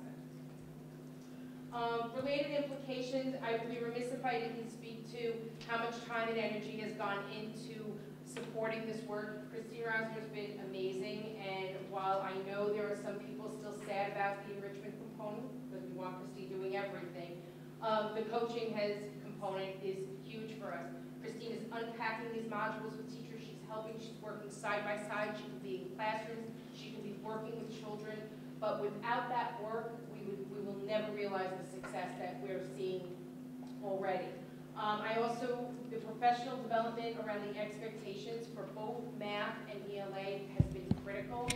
Meg referred to the grammar units in all grades. That is something, in all my years here, I don't remember us having that. We now have grammar units, K through 5, that are aligned to our workshop model. That was a big change for us, and it was certainly driven by what we saw we needed as a district, but it's absolutely an expectation of the Common Core. Lots of time. The teachers have the time in class, the time to teach math, the time the teachers need to learn it, what the new expectations are. We definitely know parents still want to know. We're going to be providing opportunities for parents to be learning more, but there's no question this is very new, especially the math for our parents. So there are a lot of related implications, but we are seeing tremendous progress, and we are so proud of the work that we're seeing across the board of our teachers and of our administrators and our students. So with that, I can't say thank you enough actually to the four of you, because this was a team effort, and you can see it's huge, and this was a huge initiative for us, but I think we're really proud of it.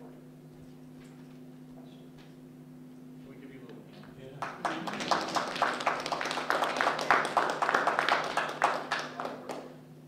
Okay, I guess, thank you so much. I'm so glad that you persevered. Even getting the presentation. I guess it makes sense to open it up to the board for questions, comments. Okay.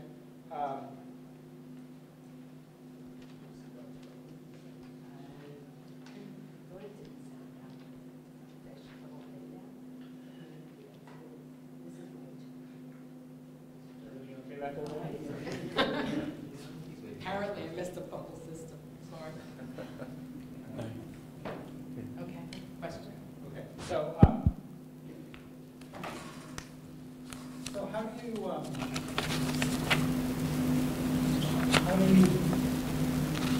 how do you think you're going to?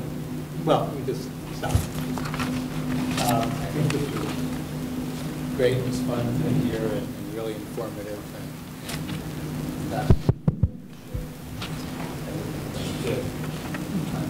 So I can't let you go back to the questions. How do we evaluate whether this is succeeding? Or how do we know whether we've done enough?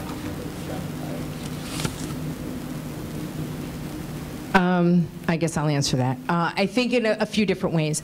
One of the focuses for, and I'm going to do math for a second, we are doing tremendous work around our data analysis. So first of all, we are assessing more, and we have common assessments across the grades. So when we talk about measured success, we talk about it for students and whether we are meeting our goals. Right now, the Common Core standards and those assessments are our guide. So after each assessment, there are mid-module assessments as well as end-of-unit assessments in most cases. And Christine, as well as the building administrators, sit with the team of teachers, and they actually look at the student performance and where our students did well and where our students are struggling. And the whole goal is stronger and more coherent articulation, so that we're saying 50% of the kids performed well in this area, 50% of the kids didn't. Let's look at why. Let's examine. So especially when something is new, this is so critical.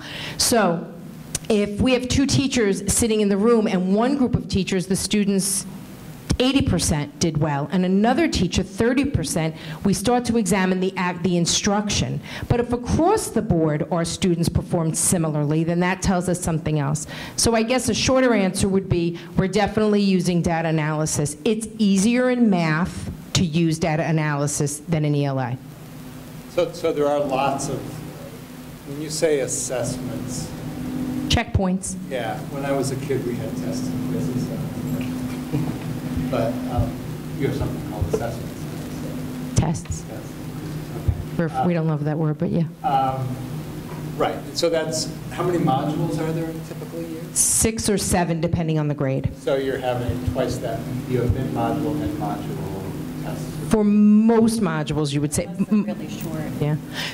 And that's the other thing. It's a couple of those a month. The modules can be 45 days. Right, but The module could be 45 days, 45 school days. Another module could be 10. So it really varies. It varies tremendously. So the success is really by getting to the point where the tests show that the tests are designed that they master this level of the Common Core. That's also the state test.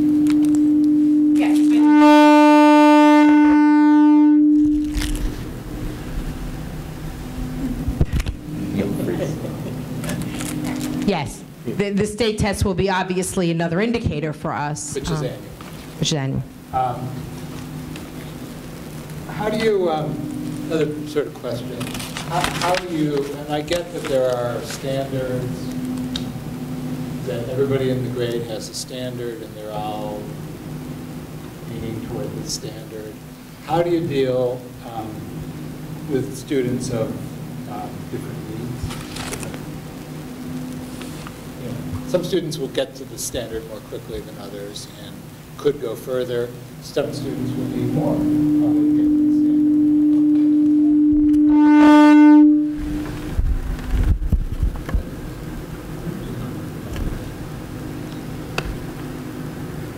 Wreaking havoc with the system.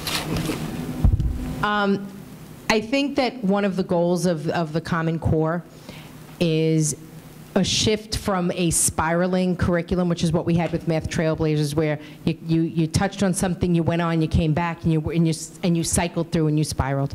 One of the goals with the Common Core is clearly mastery, and I think that that's probably, for most people, a big hooray, because we felt we were moving on at times, even though we performed well on the state math assessments. I think we didn't always feel that we were actually teaching to the level of mastery that, as educators in a community, we felt was important. So the advantage is, and I think the teachers would say this, and I can certainly pass this to someone else, but one of the advantages is that the teachers actually feel that they're staying on the same topic long enough. And I think in the past they felt rushed off the topic to move to something else. So I think that the teachers are seeing that even our students, they're still getting it at varying levels. I mean, I think that's the reality of a classroom, but I think that what they're seeing is that they actually have the time built into the module to move those students forward that they weren't able to move before. But I think I would be remiss if I didn't say we are still challenged and struggling with some of our more struggling learners to meet this standard, especially because it's the first year. So if I'm a second or third grader, I don't have that foundation of K1, 2 behind me to support them. So the teachers are playing tremendous catch-up and really trying to meet kids where they are based on these new standards. So I think that that's a question we'll be able to answer a little bit better, even a year from now. I guess on the other side of the scale, I mean, we had this enrichment program that Ms. Rosner was involved in for math, at least. I don't know if there's anything. I don't think there was anything analogous for reading or for ELA, but we've essentially dropped that. Ideally, we'd have it too, but I think it's just there's limited time and resources. But it's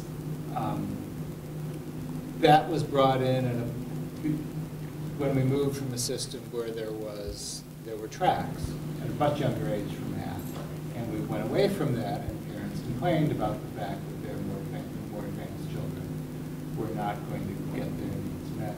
And I'm not hearing anything to address. I'm still not hearing anything to address that. Okay, I'm going to have, because there is a way, so I'm going to have Christine actually explain that. I think that within each concept, so I'm thinking second grade right now is working on addition.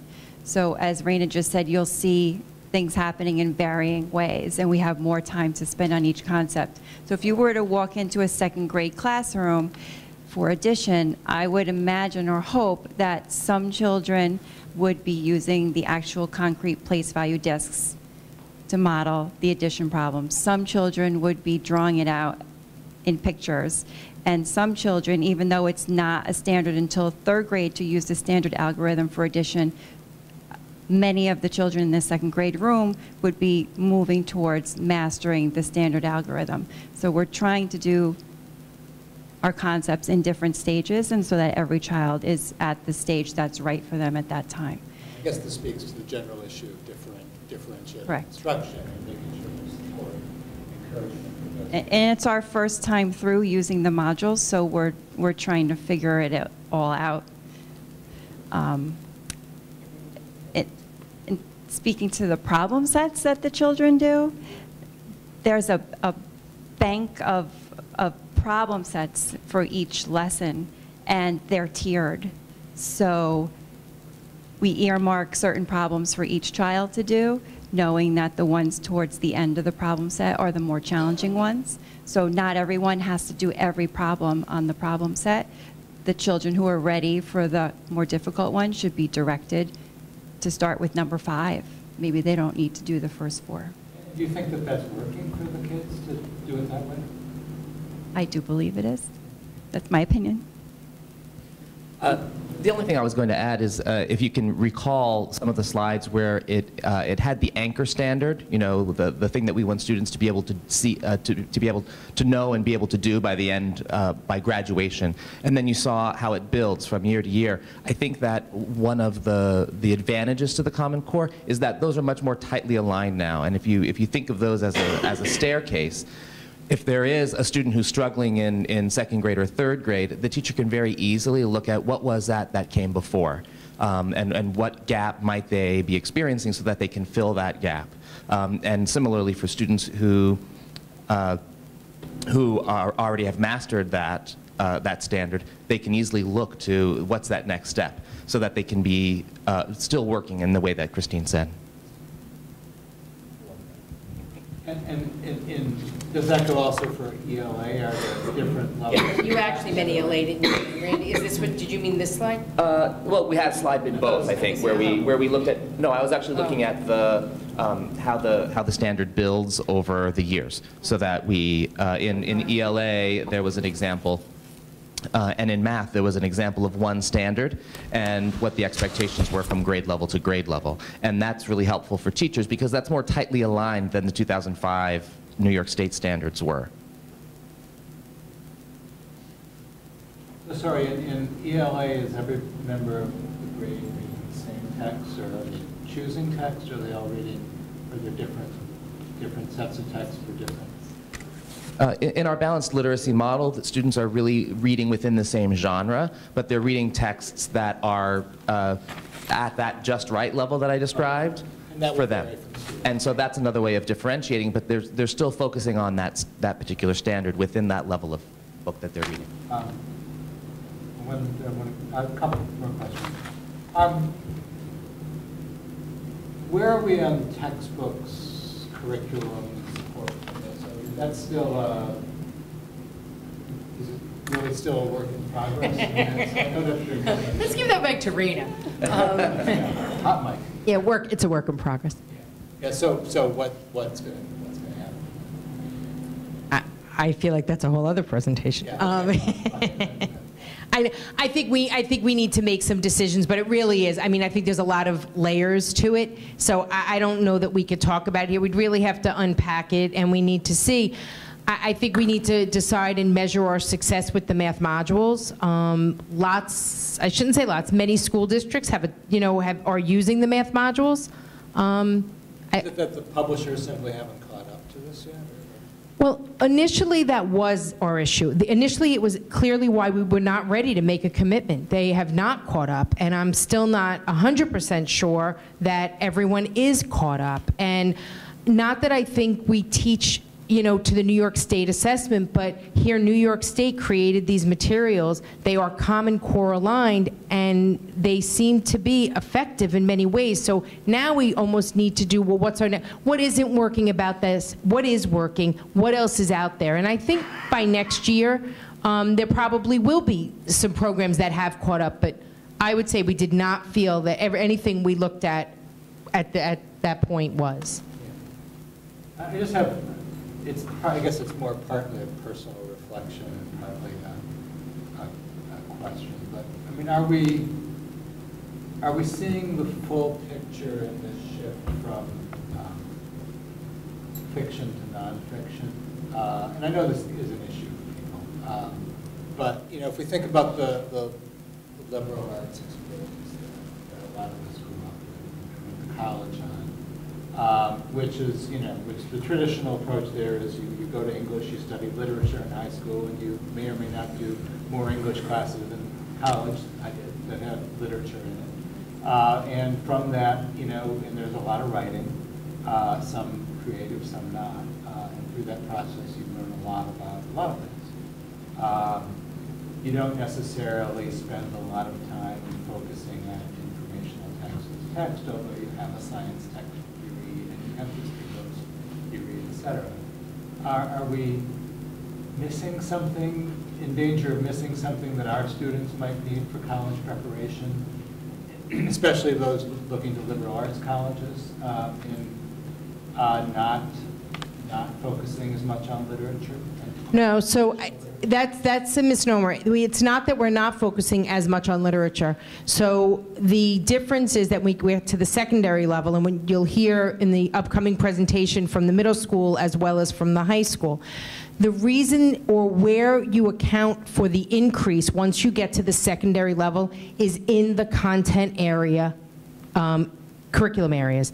So social studies and science, they really do have responsibility to meet these standards. And so it's not that. And I spent actually the entire day today with the 9-12 high school English department, and we talked at length on this topic. And the fact, the importance of literature, the importance of writing, the importance of informational writing, as well as narrative writing and persuasive writing. So no, I actually think this is going to help us to, again, articulate and make a deeper, more thoughtful plan for what we need to accomplish. So I really am confident that it will not do that. Thank you. Thank you very much. First of all, thank you. This was a fabulous presentation. I feel a little stressed. I mean, I can't even, just thinking back like of mine going through kindergarten and what kindergarten looks like now compared to, I mean, big difference between what my girls went through and what my son went through. And I gotta say, how's the stress level in your schools right now? High, low, medium, okay? Okay. It was in September. Yeah, it's kind of plateaued up here. Everyone's getting into a groove. Randy, when you were talking about the ELA, the Balanced Literacy Program, did I hear you right that it's the same story, but you have it in different versions for the different reading levels? Did I hear you right? So what I was specifically talking about was that students are studying the same genre. So they're learning, what are the discrete skills in reading a biography, for example. And then in their practice, they're all reading their own biographies of choice that are at their reading level. We do also have some close reading passages where it is that's done more sort of in guided reading groups and small groups, where this group is, all of the groups are reading a passage. I just saw this in a lesson recently, where all of the students are reading a passage about, I don't remember the flight that landed in the Hudson River. Okay? It's a passage that's written about that, but it's written at 3 different levels, so that they all get the same information, but it's written in a way that it meets them where they are, and that they can still have that common experience. Okay, and how are you guys evaluating the kids in terms of their own reading levels? Is it still the same way with the Fontes and Pinnell, or have you guys moved away from that? No, we're still using the Fontes and Pinnell benchmark assessment system and the subtests that are included in that as well. Okay. What is that, sorry? It's an assessment system that helps us to identify where in the learning continuum students are as readers, and informs the teachers as to what the next steps are for that particular reader. That's used K through 5? K through 8, I think, is it, or just K through 5? And essentially it results in a letter level A through Z. We use it a little bit at the middle school, but the commitment is really in the K-5. How different do you find the vocabulary in the various subjects? Science, math, is it very different from before?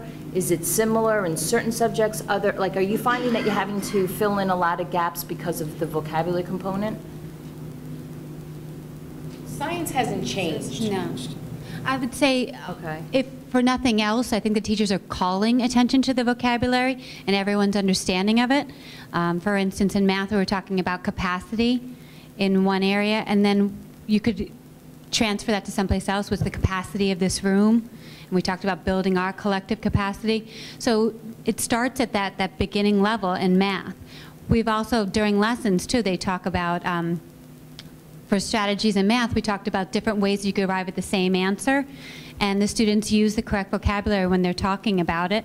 And then we also talk about what's the most efficient way.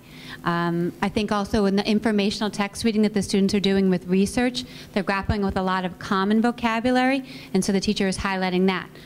The animal's endangered. What does that mean? Does that figure into your report? Shouldn't it? So I think that they're having a lot of interesting conversations around the vocabulary, and the students are, I've seen an increase in the students using the vocabulary as they explain their answers to each other and to adults.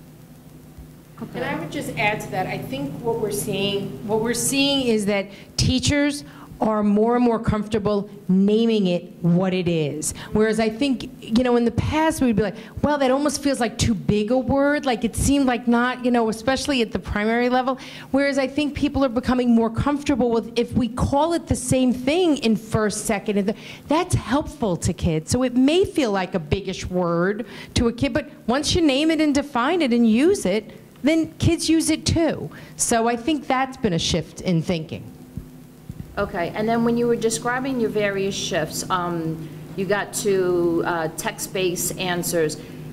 Is that the same? It kind of felt like DBQs, what you used to call DBQs. Is that the same, or is it different than once, you made your inferences? It kind of felt the same, but you're not calling it that. I guess I'm reluctant to call it a DBQ because DBQs are really formulaic. There's a very set way that kids are taught to do DBQs. We don't even do them anymore in fifth, because we no longer assess social studies 5th and 8th grade. So it's actually in high school. But so I would be reluctant to call it the same as a DBQ. There are some skills in terms of going into a text and reading what it says and finding the evidence of what it says. But I think with reading, it's a much more complex, reading a text, it's a much more complex process for students. And I think it links to also the strategies that students are using for note-taking, for marking in their text what they're learning, identifying what they know and what they don't know. So I think it's just a more complex process than I would say a DBQ is, especially at the elementary level. Okay. 2 more quick things. Very, very happy to hear about the whole grammar units you guys are incorporating, because that's like something as parents that we've always asked and questioned and wanted. And can you just explain one more time what a sprint is? Yes. A sprint comes in 2 parts. There's part A and part B, and it is usually a pattern or a fact that the children are practicing. So if we could say we're practicing midpoints. We're studying rounding right now, and a sprint would be you would have 60 seconds to answer as many midpoint questions as you could. So maybe question 1 is 10, 20, and you have to find the midpoint 15. So you have a series of questions like that, and you're practicing finding a midpoint. So for 60 seconds, you work furiously, and you do them in order, as many as you possibly can. And at the end of 60 seconds, we go through and we check the answers together. And then we put our sprints down, and I wish I had a video of it. We did make a video, but it was 9 minutes long, and we just thought it was too much. And we were going to have you do a sprint, and we decided. So this is why the kids like it. So my target score is 13. I got 13 right on this first sprint for midpoints. But now I'm going to stand up, and I'm going to do some skip counting while I'm doing jumping jacks. So I've got my adrenaline pumping, and I'm thinking about math. And then I'm going to sit down and do sprint B, which is the same exact pattern, but different problems.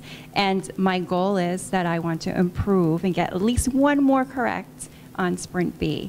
And so I have another 60 seconds to complete the same pattern, and most of the time there's some improvement, and we feel good about ourselves, and we've talked about midpoints, and we've talked about the patterns, and what made you go faster the second time, and oh, it's because we had this discussion on patterns. So it's a fun way to experience fluency, not just for math facts, but for procedures and skills that you need to be successful in higher level math. It's really Thank fun. The students really The teachers like it too, secretly. Why secretly? Because they have to do the jumping jacks and the movements along with everyone else. Okay. All set? Yep. Thank you. It's extremely informative. It really puts a lot of color on what started out for us as being really abstract 3 years ago and is now finally seeming more concrete. My first question is about the sort of 6 stages. Stages? No. Shifts. 6 shifts. And, yeah, 6 shifts. And how those shifts, which are really, I guess, cognitive approaches, how they sort of intersect with the actual information being taught. So I guess an example would be higher math concepts that lead to algebra, like the example Ms. Rosner was showing in the video. That's part of a shift. At what point do the shifts start to cross over into the actual information being taught? So, for example, algebra is traditionally taught in 9th grade. Do we actually think that algebra is going to be taught earlier? Because you're now, because these concepts are now, because they're more, because you're kind of bridging the practical with the abstract, does it seem like algebra is going to start moving downstream? So the clarifying question, I think, is you're saying the course. In other words, all ninth graders take algebra, and we accelerate some students in 8th grade in algebra. Yeah, because of the impact of the way that we're actually teaching here. Yeah. So I would answer that to say some would believe yes. But I would say, for instance, maybe at some point, and again, it depends on New York State, because we are following the curriculum leading to the assessment. So right now, the Algebra Common Core Assessment is designed for either 8th grade accelerated students or 9th grade. So there are some places where 7th graders take it, but not all 7th graders. There are some places where all 8th graders take, or take algebra as their 8th grade course. So when you say that, Phil, I think to myself, we are teaching some of the foundations of algebra so early on that in my head, what I think like that would be a very realistic goal for us. I do think that would be a realistic goal.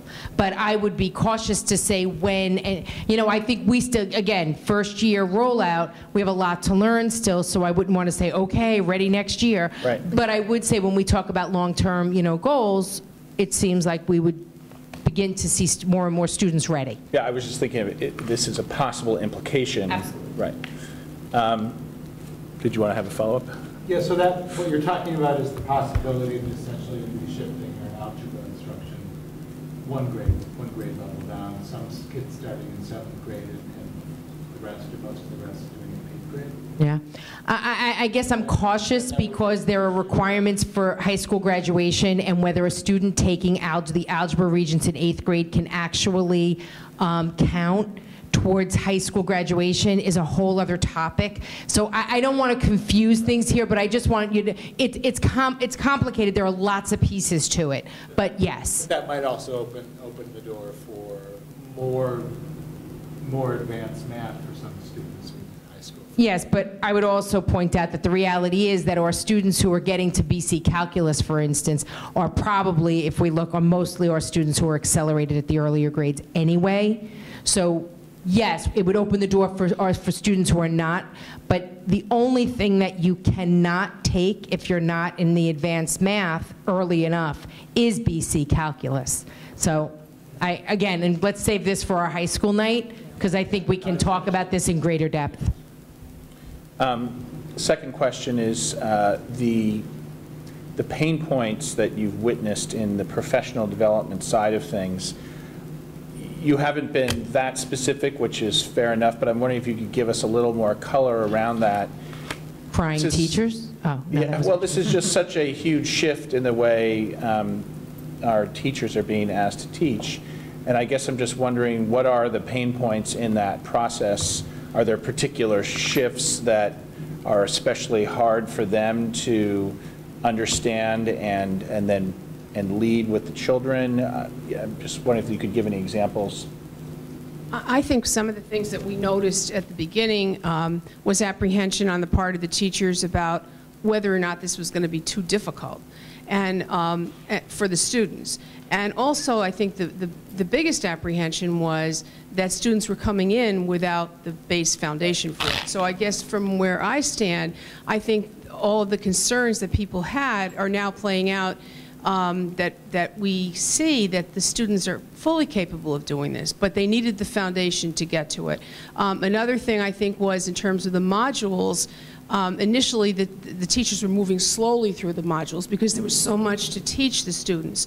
And they were concerned about were they going to be able to move through all of that. But now that the students have the foundation for it, they're able to move them more quickly because they can do it successfully. So I think that from my standpoint, I think there was a great deal of anxiety in the beginning, but I see that almost to a person as subsiding a bit. Christine would know better because she's dealing, with it more directly with the teachers in terms of unpacking the modules. But I don't know, would you say that that seems to be fairly accurate?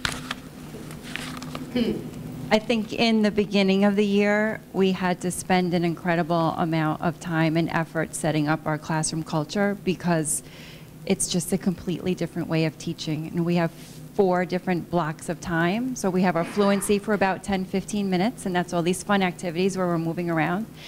And then we have application problems, which you saw earlier, which involve the tape diagramming and multi-steps, and that involves a lot of conversation. So we had to set up that culture, and that takes a lot of time. Then we have the actual mini lesson or the concept development, many of which were new strategies unfamiliar to the teachers, and how do we deliver that instruction if we're not confident in it ourselves. And then we have the student debrief, which we've never really done before, and how do you frame your questions, and how do you get students talking to each other about math in a meaningful way. And all of that within 60 minutes is very overwhelming. So that's what we've been working towards consistently, and we're getting there. We're in the beginning of the year, honestly, it could take 2-3 days to teach one lesson. And so now, most of us, we're moving forward with one lesson a day, using all 4 of those components. But I just want to add, because I don't want to underestimate the pressure around the state assessments and APPR, because I just don't think it's fair to at least put this out there without making it clear that the other stress is that we have X number of modules. New York State says you need to get to module 4. They're 45 days because they're taking so long. They're supposed to be 45 days. They're taking 60 or 65 or 70 days. That's a lot of time. And these are teachers who are now going to have to administer state assessments and be scored on them. So I don't want to say, I feel like the stress around the learning, we all feel stress as learners when we're putting that in a new situation, but the stress around the testing is really significant. And again, I just think it's worth mentioning in the context of this rollout. Can I say something? Just to add another pain point to that is that that's math. That's 60 minutes of the day, and that's math. And then the teachers are also having to grapple with new content, new higher expectations, and different expectations in ELA. As well, at the elementary level, it's teaching social studies and science and character education and tying shoelaces, all of that in the course of one day. So all of that new learning, I think, adds some extra stress and pain. But I have to say that at the beginning it was bumpy, and it was bumpy for the students too. But they've done an amazing job and have really come through for us. So You're going to hate me for asking this question, but hopefully it's not a long answer. I'm going to hate you for everybody. Pretty much everybody, and maybe even all the people out there too. The math curriculum that we're now teaching, is it more like Trailblazers or more like Singapore? Or we just created our own path, so it's neither? And does that mean that we can say, that we want to say, no, we are not teaching Trailblazers according to Trailblazers anymore. We are teaching X. it's a little bit of a soundbite that, would be helpful on the school board, or just in reality, we just have to know what are we adhering to. So there's like a giant hole in the back of Dow's Lane that we poured every ounce of Math Trailblazers into, and it is buried. We are not teaching Math Trailblazers. Maybe there are some materials in people's classrooms that they can still access that are resources, but no, Math Trailblazers, unless I'm wrong, does not enter into anybody's day. The Singapore math, I think that interesting, and Christine referred to it as tape diagramming, but, and Robin, you remember we went and we sat through bar modeling. They basically took that model and they had to rename it. They couldn't call it the same thing. They couldn't call it the same thing. And so they've renamed it. I think that there are bits and pieces. There are other programs out there that are not Singapore math, that are modeled after Singapore math, the American versions of Singapore math. I guess the one thing that I would say, and I think the commitment that we make to you and to the community, is 2 years ago when all of this was happening and we had to make a decision, like, what do we do? There were no publishers ready yet.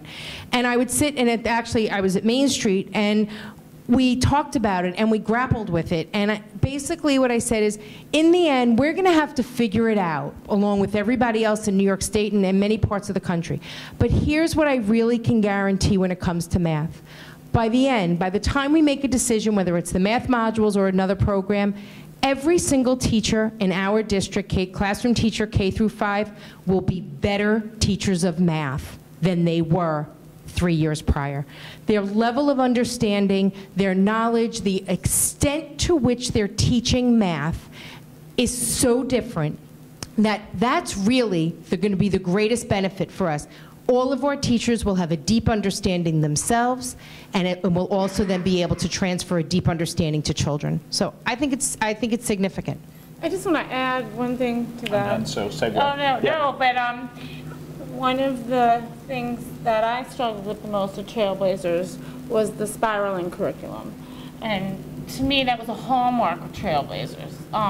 So the fact that we're now teaching to mastery versus spiraling, call it Trailblazers, whatever, Singapore, I mean, that fact alone is so valuable to me personally.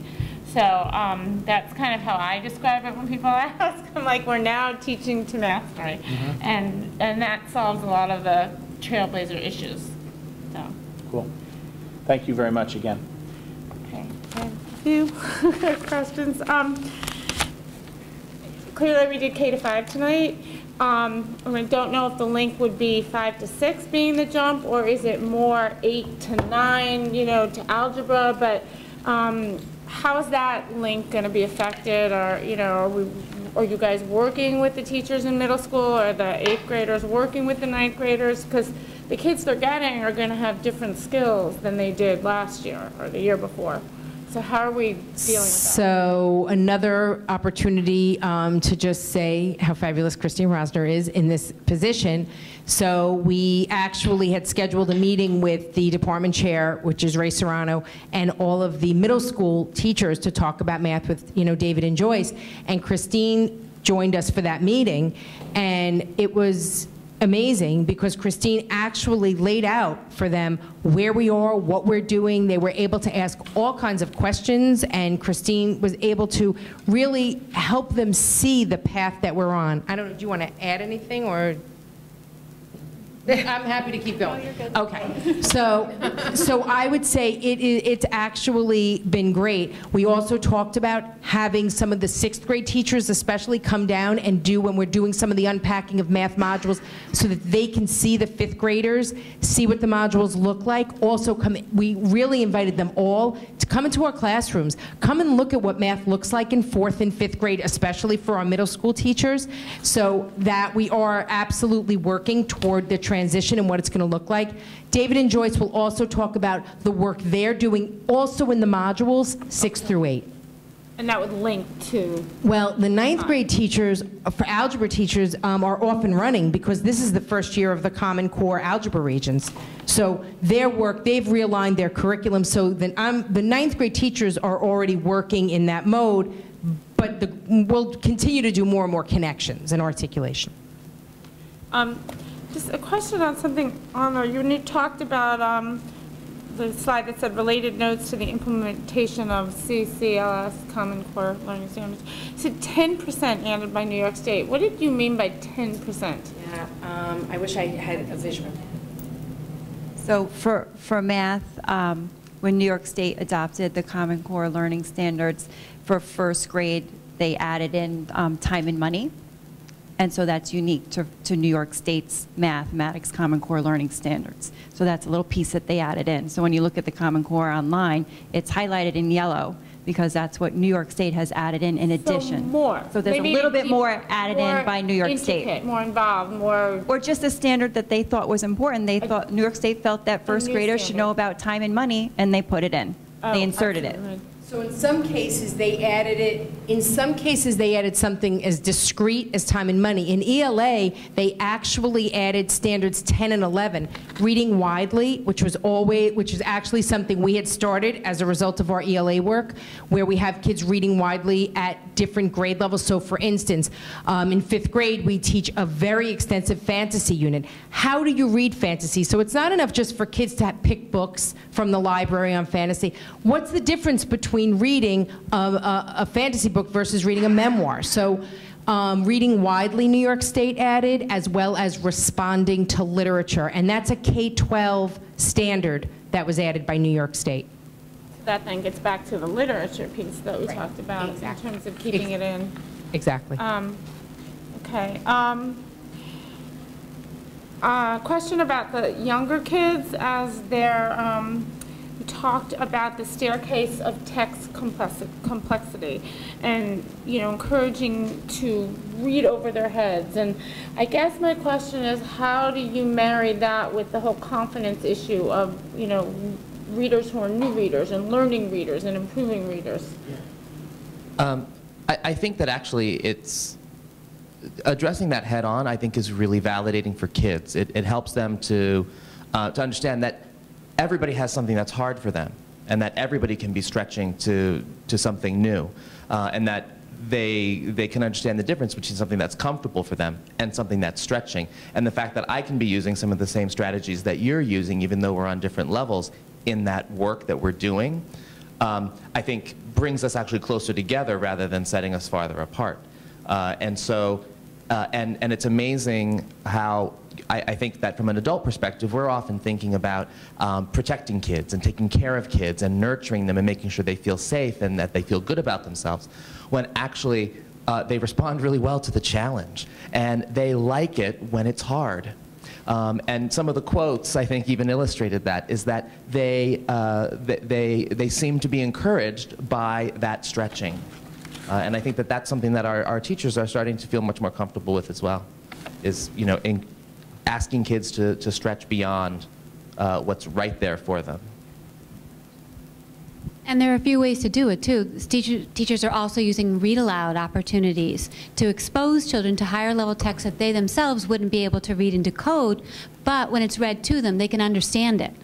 And so they're grappling with the same text as their peers who could probably read it, but they're getting that deep level of understanding as well. And we're giving them access. Because if we don't give them access to those kinds of books, to that kind of literature, to that kind of information, then we're cutting them out of the educational process. So that's a way that we can give them access to all of the learning.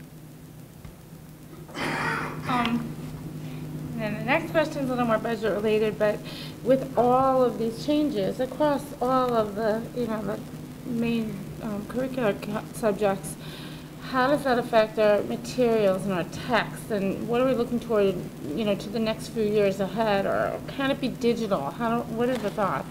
Well, for math at this point, we've always allocated money for Math Trailblazers. You always had to buy our, you know, our consumables.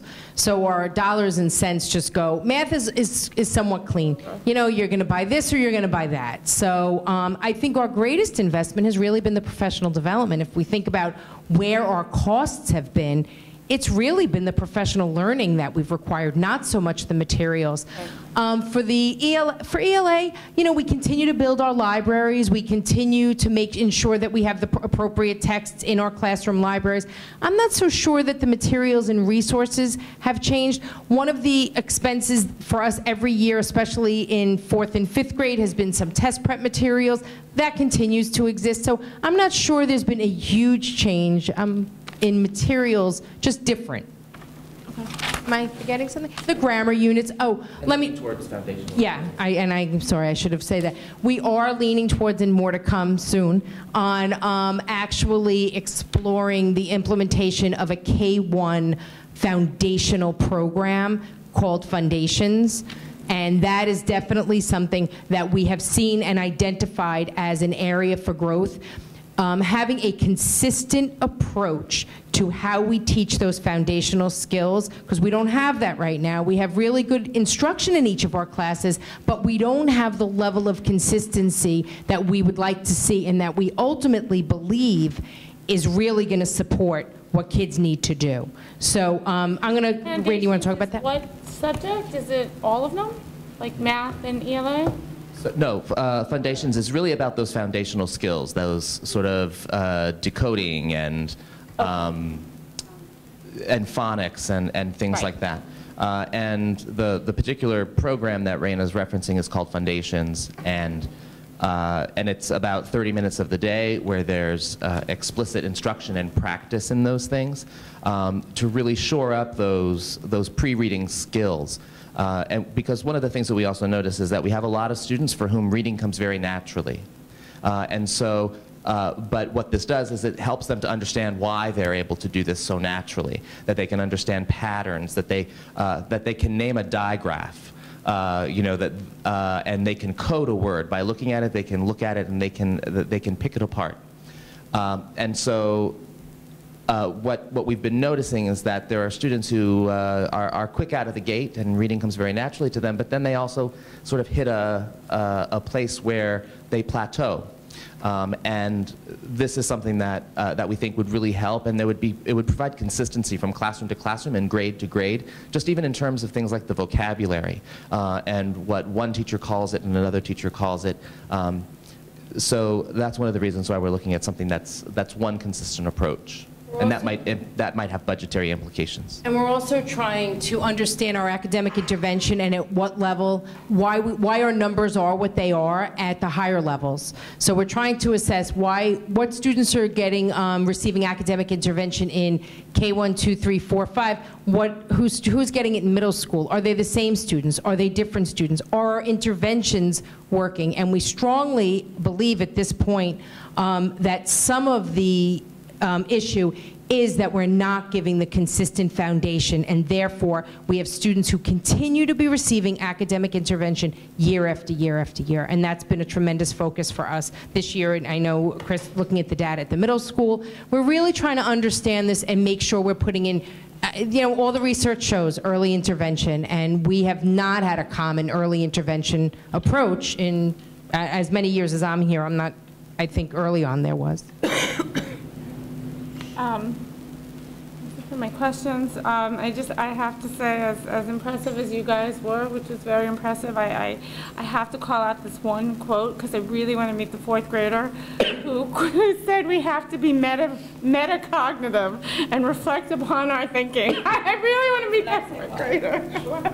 So last year, our study group at Main Street School was the habits of mind, and metacognition was one that we focused on with the children. So they all are aware of that word. Hilarious. Metacognition and reflection, you will hear that all the time.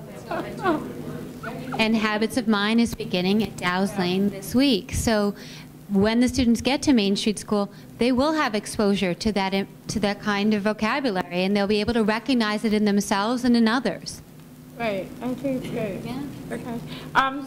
With that, I'm going to open it up to the community. If anyone has any questions in the audience, or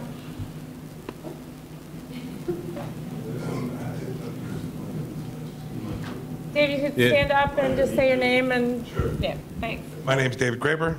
I know most of you. It's a question, it's less a question and more concern that leads to a question that you or Dr. Harrison might be able to answer.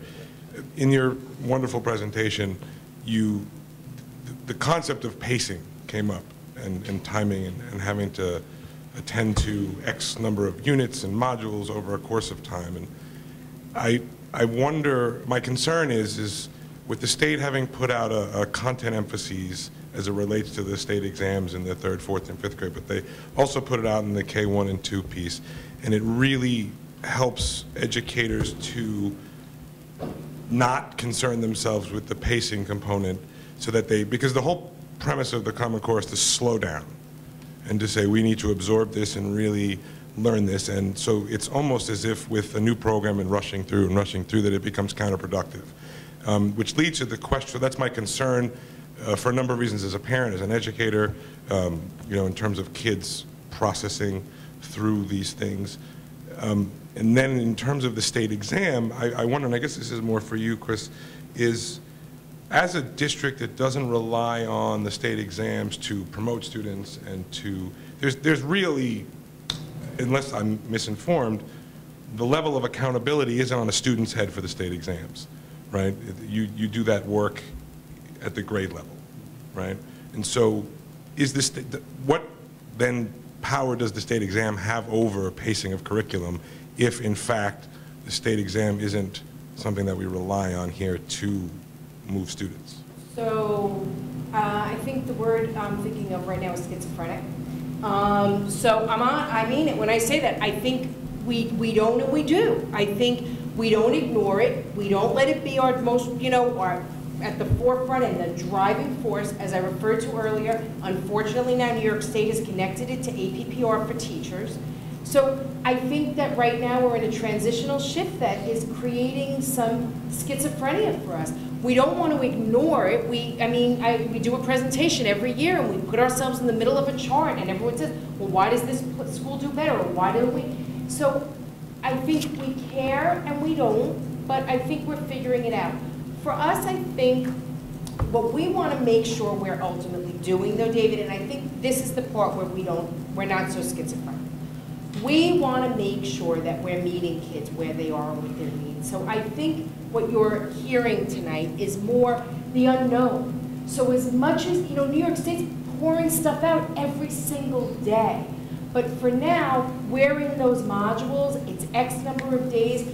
The consultant we're working with, who, I don't know, do you want to say what Peggy says about what you can not include? So we've been working with Peggy Golden for 2 years through BOCES, and question of pacing came up and we asked her if she could help us identify, you know, if we have 90 days of lessons to teach and there are only 64 days left before the test, could you help us decide what to cut? And she said, Christine, I can't do that. It's all important. It's all important. You can't cut anything.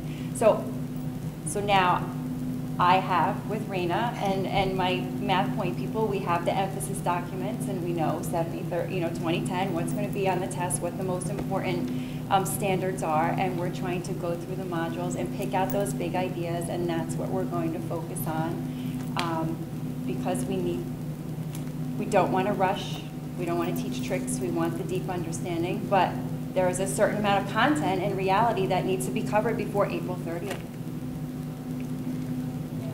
And just to add to what Raina said about schizophrenia, we've talked about this, but often the same people who come up to us and say, you know, I don't want you to teach the test and don't care about the test, they're also the first people here when the state scores come out asking, why this, why that, why that? So, you know, it's hard, as you know. So. Yeah, and I think I'd add to it, and Brandon referenced it earlier, that we still acknowledge there's value to the test, and we're trying to find the meaning, and we think, you know, whatever happens with PARCC assessments, the evolution of the high school Common Core assessments, we will determine the place for that. But Raina referenced the work that we're doing at the middle school. We're able to sit down and look for patterns that tie to student success in particular skill areas. So that work is still meaningful, and that is enabled to form instruction, and we can speak to interventions that teachers are designing, because regardless of old test, new test, we're seeing similar trends about student need over a span of time. and it's in that particular age range. So we're able to say, hey, you know, there's something we have to do a little differently here. So we're able to certainly draw that from the data. But as Raina said, we got to see where we land and what that test is going to look like and what meaning we can draw from it other than an APPR score. I think it's really, really valuable to hear, not just from me, but from Pamela, because a lot of people are concerned about the exams and so forth, and it's really vital that people hear that the data is really valuable and worth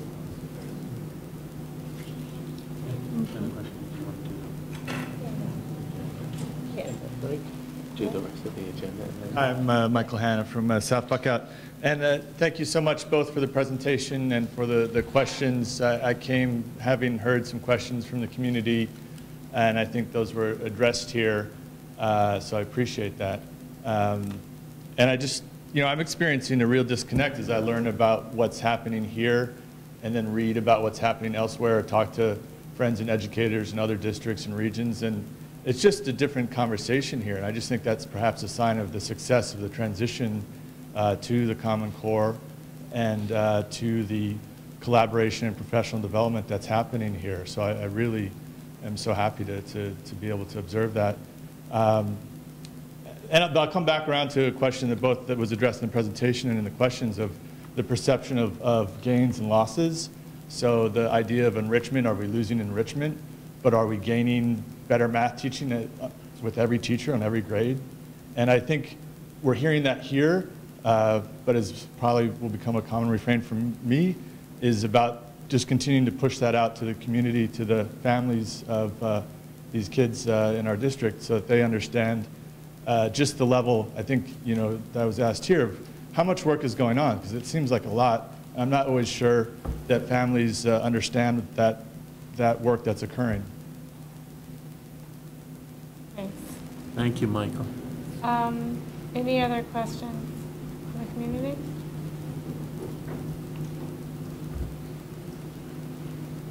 Hi, my name's Lauren Gold, and I'm at 50 Taxter Road. I'm also here representing the PTSA's new special needs steering committee. So I want to say that I'm just fascinated by your presentation, and thank you so much for putting the time into it. I wish that there were more parents here. It's disappointing to see such a low turnout for this, well, a constant challenge. I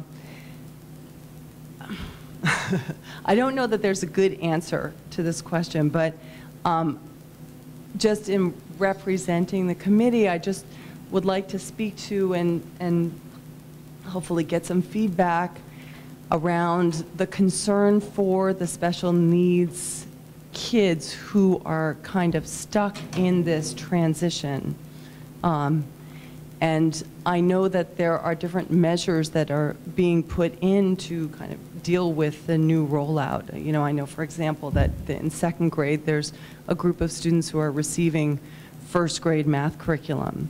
But I guess what is the concern that you have for the children who have very real issues around articulation, for example, or who may not have the skills to kind of address and demonstrate the level of complexity that some of this curriculum is demanding in order to kind of show mastery and expertise? And what thoughts do you have about, you know, bridging the gap that is very real, that's, you know, that some of these kids are caught up in? I think one of the things that we are working on is having actually better systems of identifying actually what kids need. So I would say while we've always provided supports, I think we have struggled. So maybe you know this, maybe you don't. We went from having a part-time math intervention specialist who was shared between Main Street School and Dow's Lane. We still have very limited math support. That is definitely an area. We still share people. We have two people. They get shared between the middle school and Dow's Lane and the other between Dow's Lane and Main Street School. So some of it is staffing in terms of making sure that we have the human resource to support it. But one of the things, and again, I get to say Christine Rosner's name again, one of the things that Christine is working on and is at this point now leading, but working with our 2 intervention specialists, so Nancy Weckner and Betty Carl, is how are we identifying kids and how clear are we on what those kids actually need? And I think that that is a big change for us. Making sure that both, and this is both, in reading I feel like we've done a stronger job, we also have more reading teachers. But we're really trying to identify what the deficit areas are. And as a math intervention specialist, the biggest dilemma is, do I support the student with what they're being taught in their classroom, or do I try and identify the gap and teach to that? So one of the things that we're looking at is how do we make sure our classroom teachers are also more equipped to provide some of the intervention, that it's not only seen as the math intervention specialist's role, but that there's a greater partnership between all of the teachers. So that's one thing that we're doing, so more clear identification. I would say, and I mean, I'm looking at Scott and Gail, I think we are all grappling with this expectation from New York State that all students will. And I think we're in a little bit, I don't know if Scott or Gail want to respond or if anyone else, I think we're still trying to figure out, especially for our most struggling learners. And I don't know if anybody wants to comment. That's an active conversation that's ongoing, and we absolutely are grappling with it.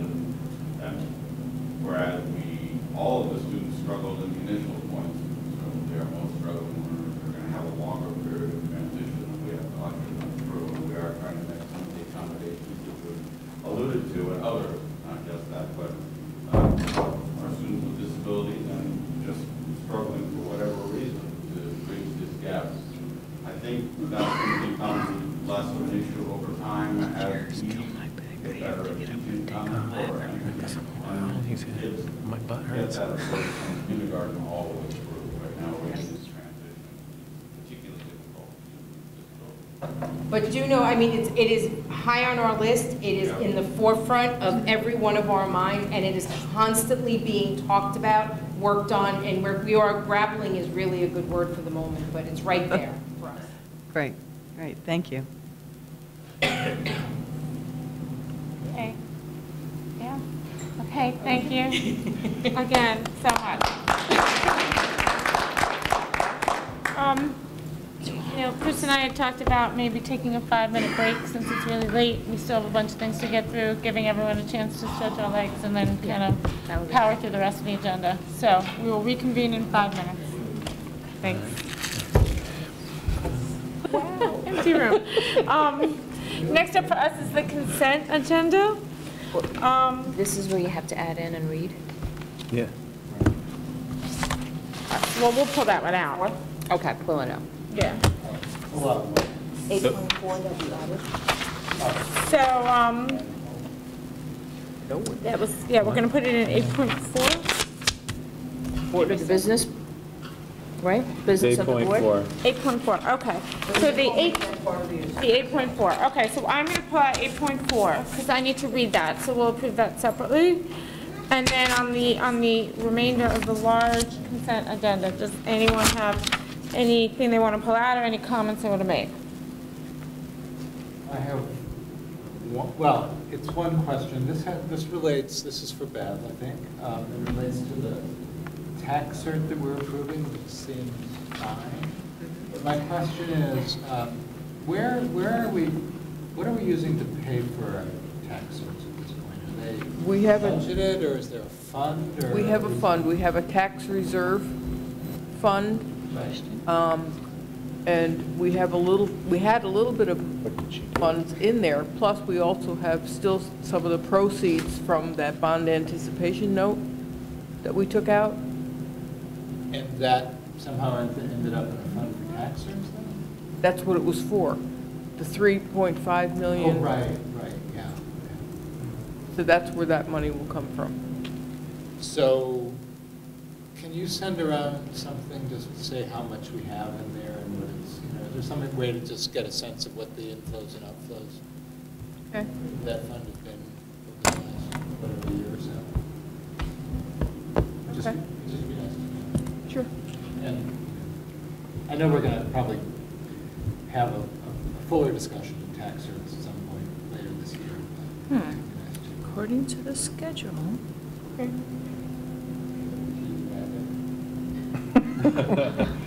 January 28th? No. January 28th. No. I have, do you have anything else? Okay, I have one, which I mentioned to Chris, but just to comment on 10.7, which is leave of absences. And I know in a lot of these circumstances, they fall where they fall. But I know we've talked about this in the past. I just want to be mindful of teachers coming back in June or close to regents or finals, or it's so disruptive to the students. So I know there's nothing we can do, but maybe as a board we could do something. So I just want to, if there's something that's going to be particularly disruptive to the kids, hopefully we can all talk about it and try to see if we can come up with a good solution for the students to not put them in an awkward position right around exam time. I mean, it's just the law, so we can be creative. We can be creative, exactly. That's all I'm saying. I wouldn't want to not address it and then, have a bunch of parents say, Would that be a matter of having the leave replacement stay on and just kind of double it up for a while? In the conversation that Robin references that she and I had, that would be a consideration based on the individual situation, that you may have a longer overlap or transition period of time. You may have a teacher that doesn't return directly to his or her classroom and goes to an alternate assignment. But I think we'd have to evaluate each on a case-by-case basis. But we certainly want to be considerate of the impacts that we're going to have on children before a testing period or another critical time of the year. The only thing I would add that is part of that conversation is APPR.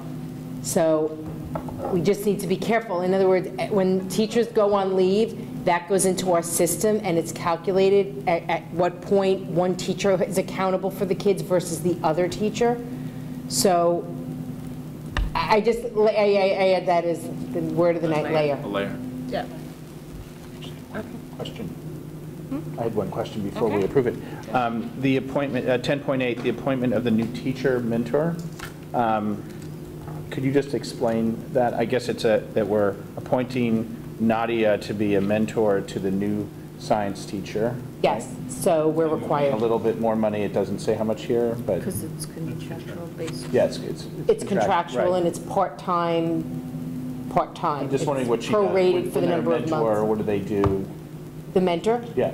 So mentors provide it depends on the teacher and the situation, but they provide support in both instruction and culture. Right. So knowing and understanding the ins and outs of teaching science, in this case, in Irvington, but also from using our student information system. So the teacher would get training on that, but they need regular support. So the mentor is really the person that the new teacher goes to for any kind of support or help that they need as they learn our systems and also our expectations. And do we ever get any feedback from the mentee about the mentor? Is there a formal mechanism where they can say, well, actually, my mentor said, they would meet with me and they never did? We have a log, so there is a mentor log, and every month the mentors hand in the log and they give us the information of how often they met and what they worked on when they met. I don't believe that we actually have the mentee evaluate the mentor. I would say we probably get very little information from that. Our departments are small. They're generally their colleague in the next classroom. So, but we monitor the system. And then I just had one more comment about the appointment of substitutes. Since I've been on the board, I've been concerned about the quality of substitutes, largely because I hear about it from my own children, who will periodically complain about a particular person, not naming any names, of course, but just generally. And I'm just wondering if we can approach this maybe more analytically to even start. Is there a report that tells us how many out of, if we were to add up all the days in the year, how many teaching days were lost and replaced with substitutes? In other words, how big a problem or issue is the substitute landscape, and is it getting worse because we now need to have our teachers participate in professional development that didn't exist. Yes. And I'm just wondering if is that a reasonable request to try and It's look at information that we can provide. Just to, I'm not sure if you know this, we have a feedback loop on substitutes. So the substitute is required to leave substitute notes for the teacher, which is quite telling to the teacher behind what they did, what they accomplished, and the teacher does an evaluation on each sub. So when they come back in, we have a form, and the teacher has to say management, cover the material, and the teacher hands it in. Once we receive 3 feedback forms, negative feedback forms, we call the sub and we don't invite them back. This system is hardly perfect. It's hard to get subs. Oh, it's hard to get subs. Oh, it's painfully hard to get substitute teachers. We're not the lowest paying district, but we're not the highest paying district. But it's very difficult. We did have a discussion just after I joined the board about our rate of pay for substitute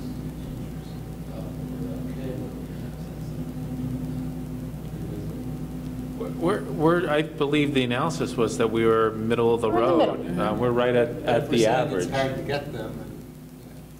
I don't, in speaking to my colleagues in other school districts on this subject, there's others that pay more than us that have similar difficulties, that their vacancy rates and their fill rates are comparable to what ours are. There's challenges in the quality of the pool. And we interview everyone. We advertise periodically for additional substitutes. It's just challenging work for minimal pay, I think. There are some districts that will only hire certified teachers. Yep. Right. That we are not one of those districts. But we limit how many days they can sub in the district. Well, we don't. That's regulation. That's law. What does a typical substitute do when they're not? I mean, what do these people do in their life other than not doing substitute? Some are unemployed. Well, Some are looking for jobs. Some are parents. Yes. Yeah, some are. Some. I mean, I think we see it runs the gamut. Some people who only want to work a few days a week, they don't want to work a lot more than that. Some people who they sub, I was just saying, they can sub in all different schools, so they sub in different schools. And People that have other careers that work an afternoon shift somewhere or a rotating shift where they have a couple days a week open, so it's a way of supplementing income. It runs the gamut. Why? We don't get a lot of retirees. Why is it 3 write-ups? I mean, because every once in a while you'll hear some egregious story from a kid about a sub, and then you wonder why they're ever asked back at all after a really bad Well, sometimes it's a situation. Sometimes it depends on the teacher. It depends on that class. It could be a class where the teacher themselves has has some struggles managing it. So I think we try and be fair to the sub. The teachers are expected to leave materials behind. Do some teachers leave better materials than others? Absolutely. If I'm a sub, if I have a great bag of tricks, I have something to pull out of it. So there's a lot of variables to it. It also depends. So if I'm a sub at the middle school, for instance, I might be doing different periods, different teachers, period after period. I'm not doing the same person all day. But we have, if you so felt it necessary, you no need to call a sub back. We're not under any contractual obligation. No. If you felt like, okay, I don't want this person back, they're gone. I mean, we've had somebody once where it was agreed, no, we were done. We don't need the 3, but we use that as a guide. Yeah. As long as it's our call, your call. Then, absolutely. Yeah. Any other questions? Nope. Okay, so as a consent agenda, we're going to take items 8 through 11.7 with the exception of 8.4. We're going to pull out 8.4. Motion to approve sections 8 to 11.7. So moved. Second. All those in favor? Aye. Motion carries 4-0. Reviewing it by category? No. It took everything except 8.4. I just pulled 8 to 11.7. Okay, I'm sorry. Okay. And then with regards to 8.4, I will read the resolution that we will consider adopting. It says, be it resolved that the Board of Education herewith denies the Step 3 grievance presented by the CSEA Clerical Unit in executive session. Okay. Motion to accept the resolution. So moved. Second? All those in favor? Aye. Motion carries, Elaine, 4-0. Okay, cruising through to the push ahead budget.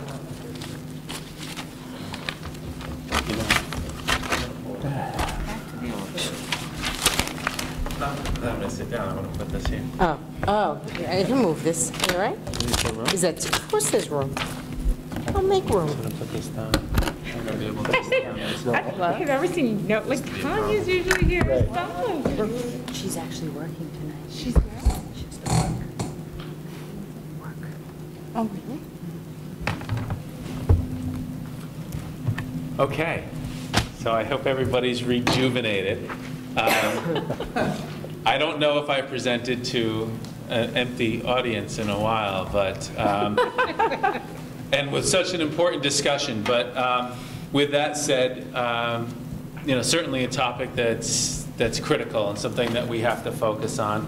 I think we need to address the fact that push ahead or maintenance budgets aren't done everywhere. And in going through this process, I think there's some value to it. It helps us understand what limitations we may have, and it kind of establishes a benchmark for the conversations that we're going to have along the way. But in doing so, there's kind of a framework that we should consider. And this framework includes many different limitations, shall we say, or challenges. And certainly you heard reference tonight about unfunded or underfunded mandates, whether that's APPR, Common Core implementation. We can think about conversations that we had earlier in the year regarding Race to the Top, the few $1,000s that we opted to waive from the state because of some of the challenges that was posting. But the requirements are still there, and these requirements cost us layers and layers of money. There's certainly CSE and special education requirements. There's transportation requirements. Even in a minor way, even though we value the spirit of the law related to DASA, there's some soft costs associated with that as well. When we think about the tax cap, again, another situation where there is great value in trying to contain taxes and spending in all of our municipalities, but it poses significant limitations on schools. When we think about our desire to want to grow programs, to expand opportunities for students, or to be able to maintain our buildings. Earlier tonight, Mr. Montgomery, you made reference to thinking about the scope of some of our capital projects, maintenance projects, and having that consideration for inclusion into the budget as opposed to having to finance things through potential bonds. Some of our opportunities here are certainly limited. So as we move forward in the budgeting process, we know we have objectives. We know that we want to preserve programs, whether that's academic, whether that's co-curricular academic opportunities in the arts for our children. But we don't want to stop there. We want to continue to expand. We want to make experiences for our children, to prepare them for their future, to have them in a position to be college and career ready. We want to prepare our staff to be able to provide dynamic instruction in the classroom to meet our students' needs to deliver an effective curriculum, but also, of course, our investment in the facilities.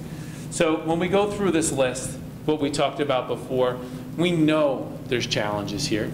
We know as we walk around our schools, there's needs physically. Generally speaking, our schools are well maintained. But as I said earlier this evening, when we talked about the character education program for our student athletes, we walked in a room that was 80 degrees.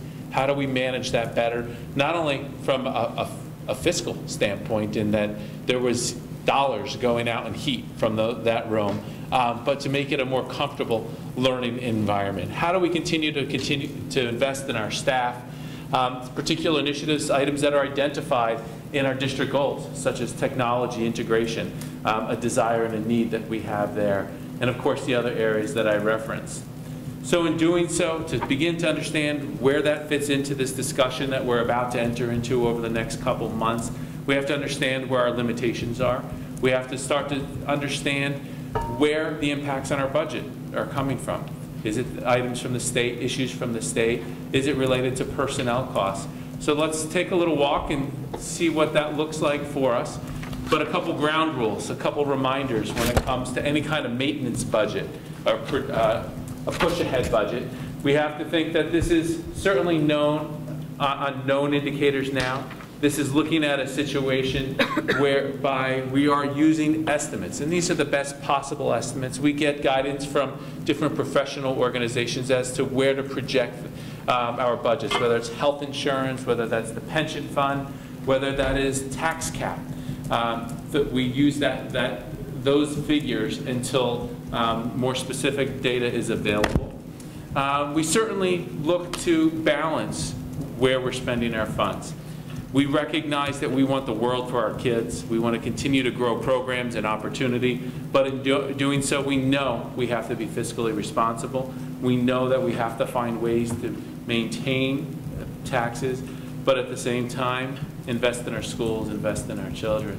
Through this budget process, we're going to have a lot of conversations.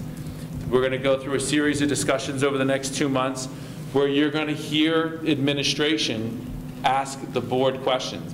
We're going to hear the board turn and ask us questions, ask us to prioritize things. You're going to share your ideas, your wants, your interests, and at the end of the day, we're going to have a laundry list.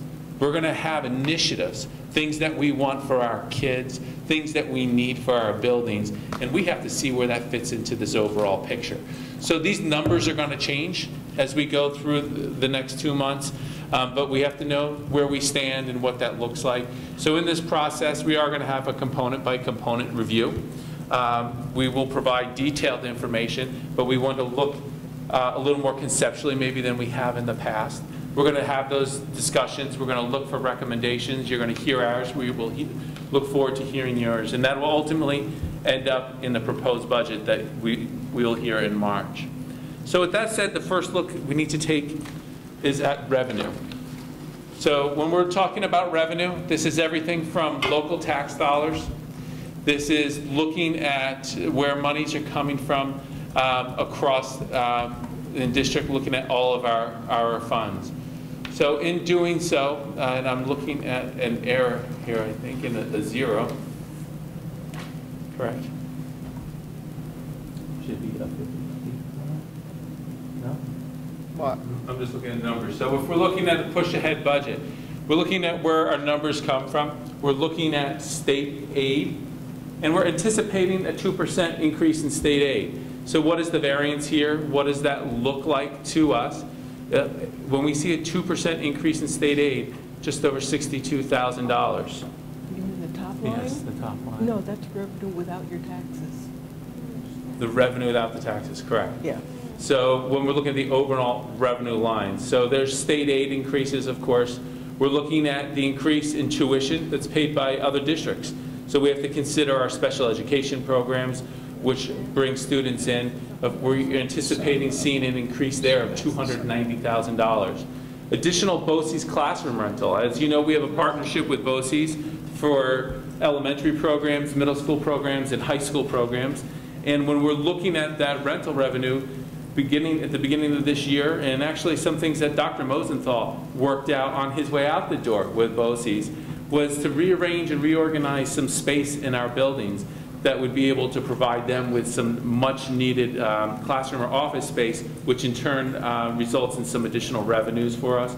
When we look at other revenues, that's a broad category.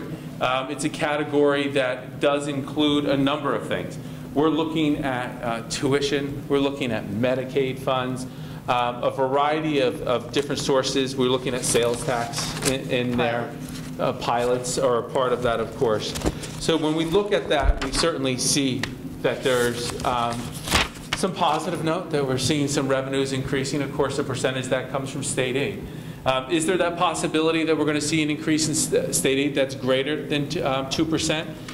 Certainly, it's a strong possibility. But even if that number was to tick up from 2% to 3%, we could see that the percentage is only going to result in nearly, say, $31,000. So when we're looking where we are and moving forward, we recognize that, yes, we're having increases, whether that's coming from any number of sources, but at the end of the day, we know where we are and where we stand. Looking at fund balance, we've appropriated $422,000 from fund balance this year. We're estimating approximately $425,000 This is an estimate. The number will be determined at the end of the day to see how books resolve. But when we're looking to balance our budget and to see where that shakes out, we're going to look at $49 million, $49,605,568, and the total maintenance budget becomes the 55 figure.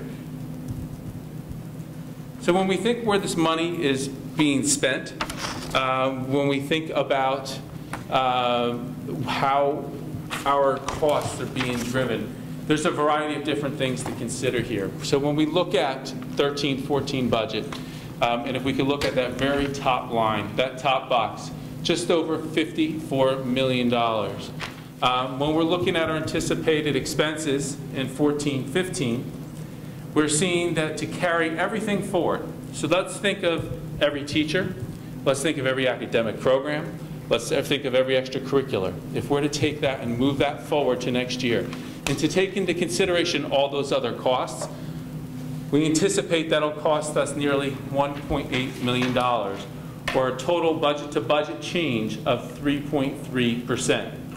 So how does that break down, and where do those funds come from?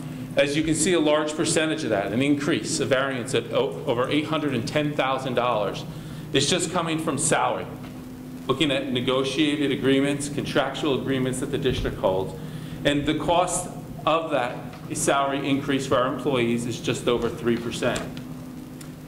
When we look at the retirement systems, when we look at the employee retirement program, which is for non-certified employees, we're seeing an increase that is certainly smaller, but we have to think there's some of it that's absorbed in this current year as well, but an increase of just over $11,000, or 1.1% increase.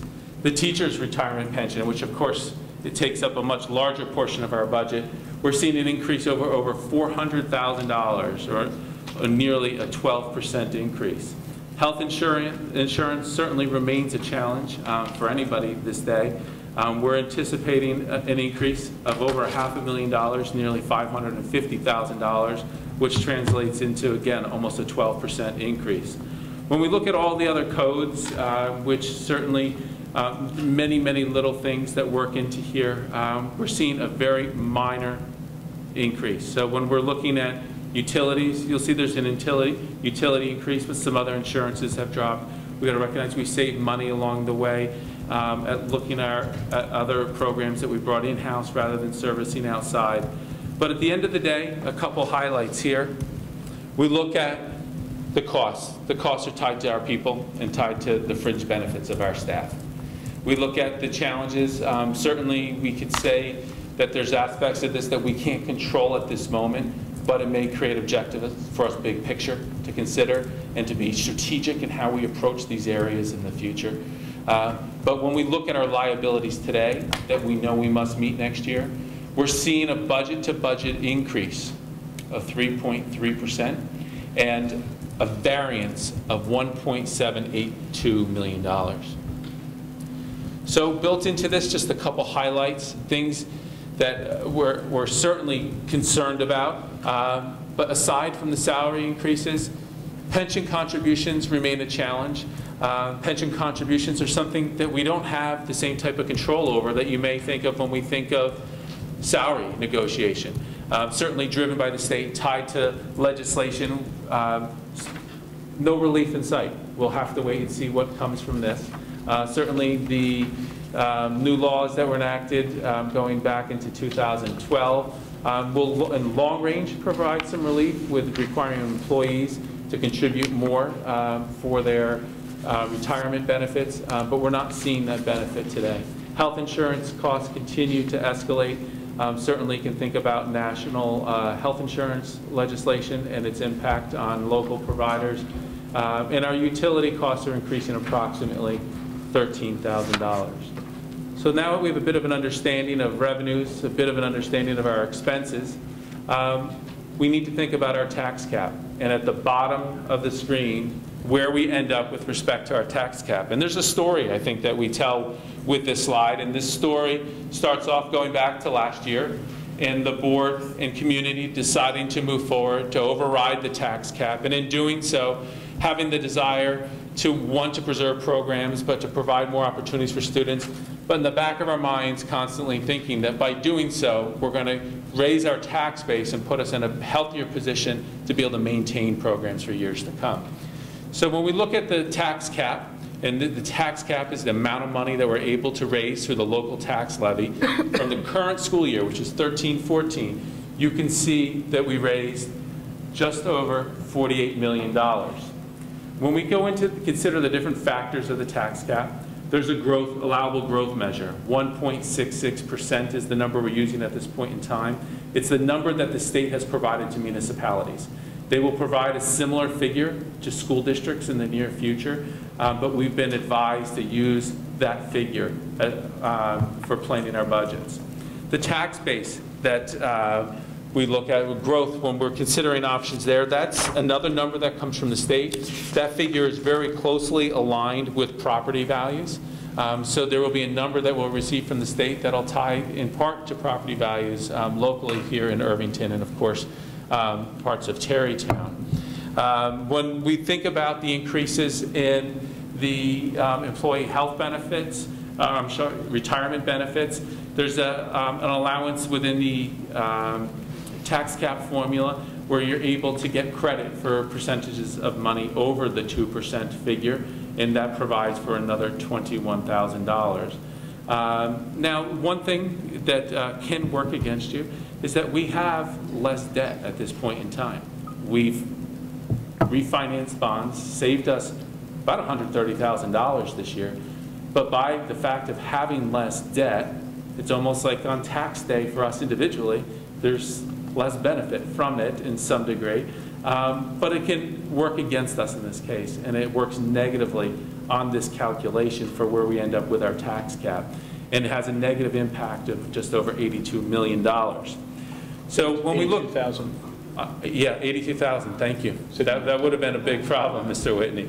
So at the end of the day, our estimated cap, the estimated amount of money that we can raise through our local tax base is $49,643,516.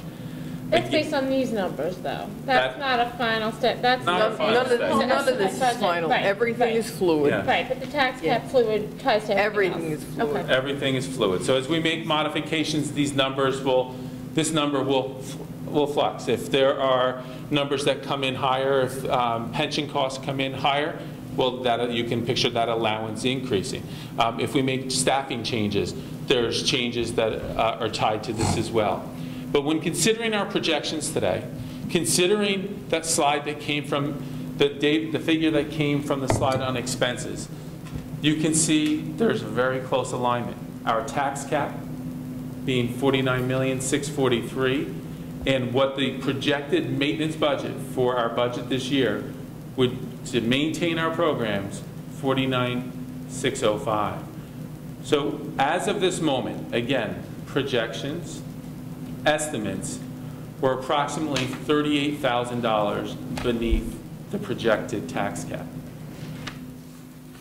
So with that said, there's certainly some good news that we're not in a position where we came to the table last year having conversations and the projection at that point in time was over $1 million over the cap. So it puts us in a position where we start to have different conversations. We recognize that we have to wait for final data. But at the same time, we get to start to think about our budget and its correlation to our students' progress, and we think about our future. We think about the investment we want to make in our goals, the investment that we want to make in our students' talents, the types of opportunities we believe they want to have, and to continue to make sure we're striving to meet the needs and desires of our community. This year we had a number of focal points that were tied to our curriculum, tied to our budget, whether it was areas of curriculum advancement, monies that were invested in the Common Core, as discussed earlier this evening. We had additional high school courses that were added. We've had investments in technology. We continue to invest in teacher training, as Dr. Kaur and other leaders said earlier today. That has been a key component of our success in rolling out the Common Core. So when we think about where we're going next year, when we think about the type of investments that we want to make, we may not be all that different than the types of initiatives we took last year, but I think we're going to be much more targeted. I think throughout the budget discussions that we're going to have, there's going to be specific recommendations that you're going to hear from administration that is going to point to areas of student growth and achievement, types of programs, types of resources we believe that we need in our classrooms, in our schools, to address these issues. You're going to hear about how we believe we should expand student opportunities. Now, of course, this conversation may take place more at the secondary level, whether we're going to have conversations about new electives, new types of courses that we believe we may need to introduce. We're going to have ideas that we want to share and recommendations for the Board of Education. As discussed multiple times tonight, there's going to be an increase in the role of technology. It will be driven by a plan that we're going to be developing, but we have to think about what that looks like. Are there personnel impacts? Are there hardware impacts, purchases that we certainly need to make? We got to continue to support our teachers. We've been working long and hard to not only prepare our teachers to deliver effective programs, but to invest in the capacity of the individuals that are leading the education for our children. So in doing so, not only do we give teachers skills, but we're teaching groups of teachers to be teacher leaders. People that are turnkey in professional development, that are coaching their peers on a regular basis.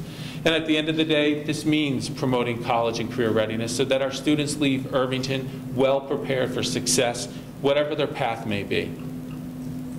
So our next steps, as I said earlier, we're going to have conversation over the next 2 months. We're going to have deep, detailed component by component review. We're going to break down the budget, and we're going to identify what our requirements are, things that we have to do.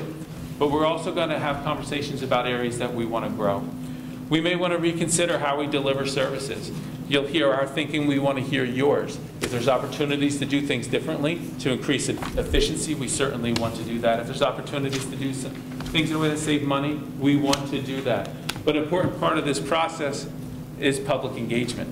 So we are going to certainly look to connect with our community in many ways. We have planned a number of presentations already. We're working on planning opportunities for more public discussions, whether that is in smaller forms, like in some communities, as we did last year. We are going to be meeting at the Senior Center. We're going to hold forums at the public library. And importantly, we certainly are going to try to find ways to connect with our community to recruit folks to be here. We will contact our PTSA to reach out to them on our behalf. We will go to the village to make sure they're sending e-blasts to engage and inform the community, as well as taking out some ads in the local papers and making sure that they are advertising our meetings and discussions. We also have an email address that is set up that is budget@irvingtonschools.org, so we're open to ideas, questions, and concerns. When that email comes in, it goes to me and the rest of the board, so we're interested in receiving that level of feedback. But now we're in a position where I think we can have some dialogue, comment, question, discussion about what the push-ahead budget means to us and thoughts that the board may have.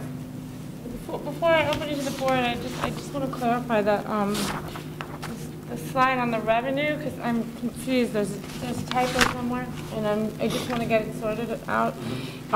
If you add up the sum of the revenue, the state aid down to all of the revenues, the 77,000, it should be 77, not 177, I believe? No, it should be 619. The 619 is correct. See the Where's line on top? 619?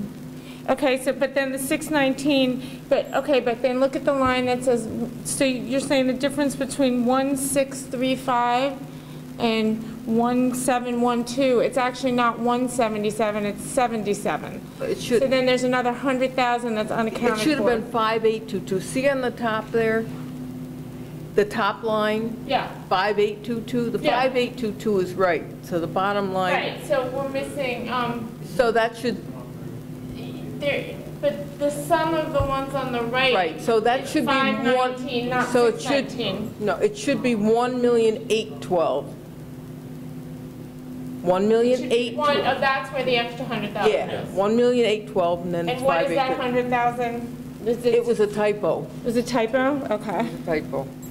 Okay. And we apologize, and we will correct that, Elaine, before it's Because that's different from what's on board Yeah. docs. There's a version change here So, because. sorry, that it what's was made. wrong about this table? It's the estimate of the revenues and... I just noticed that typo today, and I'm sorry. No, but 177 becomes significant enough to say what's in that versus In 70. the all other revenues, Yeah. that is, $200,000 is a lot of money to this district. What? Where are we coming up with $200,000? in what? 177. What is? All of the revenues, as Dr. Harrison alluded to, it includes pilots, and I had about $35,000 increase there. Sales tax. In pilots. Payments in lieu of taxes. Sales Is it just taxes. Mercy? Pardon? Is it just Mercy? It's one property that goes up. So I'm estimating about 35,000 there, additional. Sales tax. They're coming off of the pilot program, you're saying, or because we get paid 35? We get paid, and I'm estimating an increase in that line. Okay, but so they're already out of the tax base. They're not in the tax base. They're right. Okay. Right. Sales taxes, I'm estimating an increase of 40,000. Health services, 5. Interest and investments, 5. Refund of prior year's expenses, 25. Miscellaneous revenue increased 42,000. Medicaid reimbursements, 5. I think I named them all there. But that adds up to all of 177,000. Again, these are all estimates because these are all projections. We haven't done the actuals yet. I just wanted to clarify that one thing before we opened it up. No, and it's a good point, and I apologize. There was a last-minute revision that was made in this that threw us off. Yeah, I just noticed that this afternoon. Sorry about that. But the top line is correct, the 5822. Yeah, I mean, I have a couple of top line questions on the numbers. Can I? Yeah, I've got it first. Let me just ask a couple of top line. It's not at all a comprehensive question, but under the appropriated fund balance, are you saying that we used $422,000 last year? Yes. So are we replacing that 422, or are we just using another 425 in order to plug the number? If we don't expend the entire budget this year, the whole 54 million, and we have 422 left, then that 422 would go back, and then we would use 425 for next year. Right, but when we budget, we don't assume that we're going to have money left, because when we have money left, no, but it's your top line. Right, but it's up to the board as to if we want to put it in the fund balance or we want to refund taxes to people. I don't think it's a given that it goes in the fund balance. We have a 4% fund balance. We're running at 4. Is that like? That's the max. And we're at 4%? And we're at 4%. So even though we took 422 last year, we're still at the max right now? Right. Wait, are we at the max? We're at the max. The 4%. We use that fund balance, the 4% fund balance. It helps get us through the summer, so we don't have to borrow as much. I'm not borrowing as much on the tax anticipation note and paying interest as I would if I didn't have fund balance. Right. Okay, so I'm using it to support. So all year, we're at the max? Yes. Because that doesn't change. You're just keeping it. It's 4% of your budget. Right, you took the 400 out at the beginning. Right, and then of the it's year, still- put it it's still somewhere else, 4%. and then it got spent with the other monies. Right, so you're allowed by law a 4% unappropriated fund 4% balance. of revenue or expenditure? 4% of your budget. Budget, okay. And then your presumption is, in writing this 425 for 2014-15, that we would not spend essentially that much this year out of our budgeted amount. So Correct. In order to keep our fund balance from going over the 4%, we would need to appropriate it for next year. Right. Keeping in mind that the 4% goes up a little every year because it's based on your budget. Right. So in effect, we're taking the 400,000, we're putting in this year's budget. At the end of the year, we find, oh, we didn't spend 400,000. So I can use it for next year. If you look at keep doing this forever. So you're saying that 425 isn't a plug number? That's how much you need to take out of the fund balance to maintain 4% cap? Is that what you're saying? No, I'm saying that's how much I would need to keep under the tax levy. So it is a plug, right, So if I didn't use that 425, you'd be 425,000 over the tax Right. cap. which is how we used to look at budgets, because it's a plug number. We could put in $1 million there if we want, and we could be significantly under. Well, So, I mean, but you Well, gotta, not but really, it's hard because to look the at a district- plug, And it's you a have to plug, do something though. with that 425 Right, that you'd it's- otherwise have, like give it, like. Right, and it's No, not, she's it's saying, not, no, it's not a plug number. But that's what it's- no, but I I asked, don't see your point that it's a plug number. well, if we're gonna have to, if we're over, if that 425 in the fund balance puts us over the 4%, I agree with you. If that 425 in the fund balance, we're still under the tax, the 4% cap of the balance, then it's a plug number. It's a decision that we make as to what do we want to pull out of the fund balance to balance our budget. I think we need a table that just shows us the fund balance and the calculation. Right, and that That is, would make this clear. when I do the actual budget presentations, I will, maybe a little bit more closely get the estimated appropriate fund balance that I would recommend putting into the budget to balance it, to keep it as much as possible under the tax cap, because you don't want to go over the tax Right, cap. but then you're also reducing your fund balance by 425, and you also Correct. have to be mindful that if you're using that number to balance the budget, Right. then let's just assume that we're not gonna, who knows if we're gonna get more money for the fund balance, because we're gonna stay under budget. But assuming we spend every dollar, then next year, in order to make budget, you're gonna have to make the 425, and then if we go 425 under our percentage, 4% cap, then you're gonna have to find another 425 to get us back to the cap at Right. some point. But So you've gotta be historically- mindful about taking that I'm out very so mindful of it. readily. I'm And very mindful of it, but historically, this district has been able to support the appropriated fund balance without it being used, because there's always a little bit of a cushion in a budget, because you don't know. I have to budget, for example, all right, I have to budget that all of the salaries that we have full-time teachers for, I have to budget all of those. Now I've got a couple of teachers who are out on unpaid leave, so I'm hiring a substitute teacher. That substitute teacher doesn't earn as much. So now I've saved a little bit in the budget, but I can't budget for a substitute teacher, because I don't know who's going to go out on Can I just- childcare leave. Bev, may I just chime in here? There is a report which we rarely go over in detail, but it's in the audit report, because that's the report Yes. that explains how much we actually spent at the end of the year. Yes.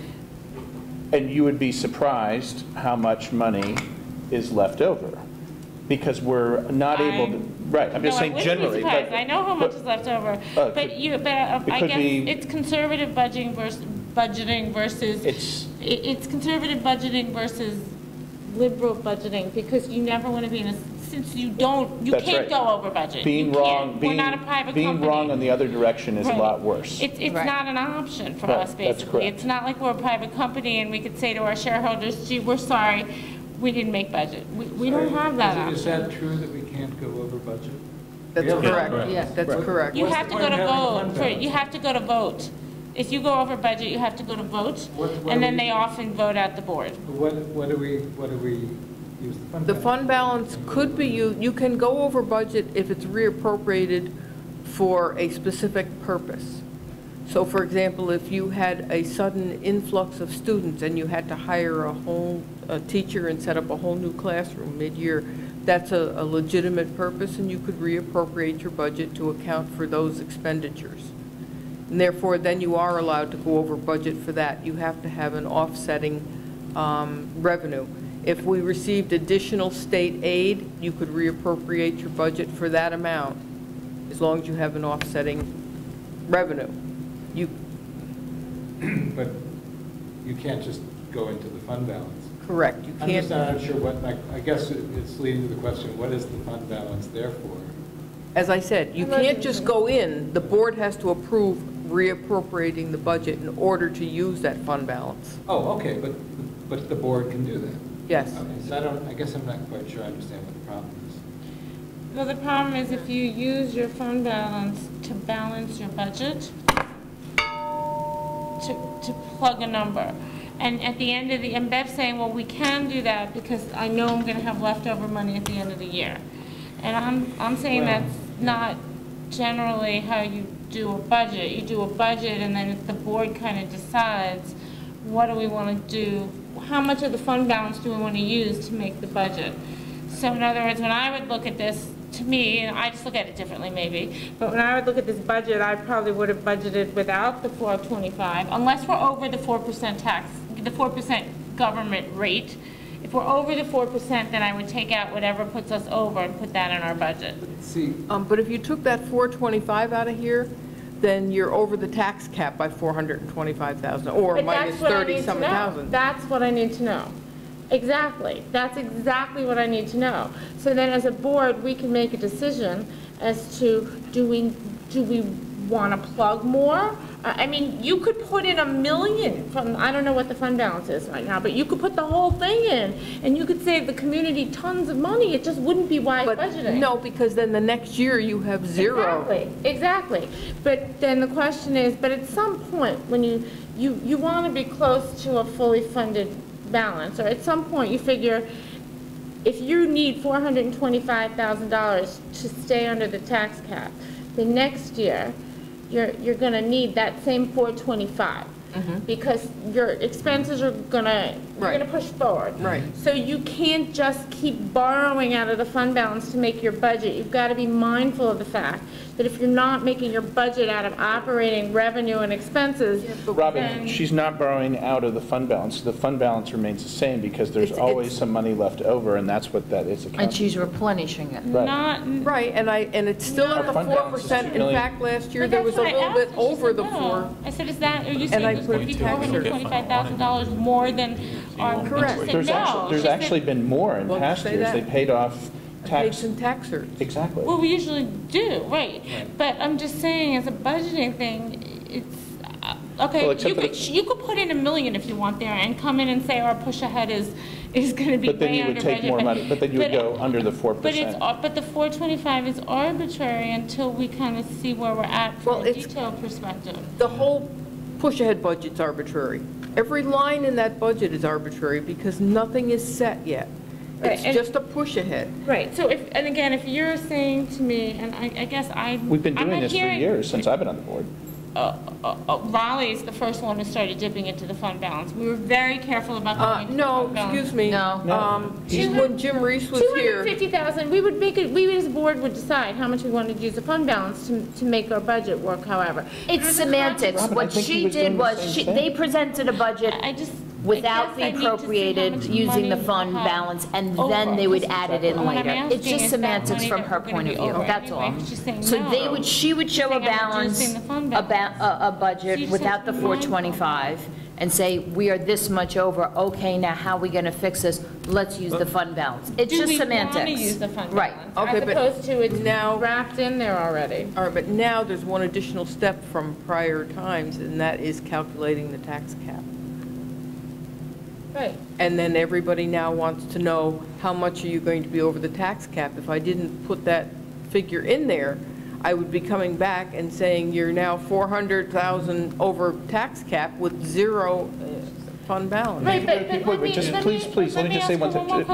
Look, the number that we're taking in 14-15 is nearly the same as what we're using this year. So in a sense, that's the variance that matters, really, because if we were saying we're going to need $1,800,000 next year, then you are taking more out of the fund balance. This year, because we're maintaining our fund balance. Look, but again, you're saying no, but she's agreeing with it. But the counterpart of that is of course yes. that we're not, that the budget assumes that we're not spending our entire budget this year. That's right. Correct. We spend 400,000, and I guess we don't really, we don't really, unless we're consciously building in that kind of slack, we don't know that. And then if we again, are, right. I would wonder whether we shouldn't be budgeting more accurately.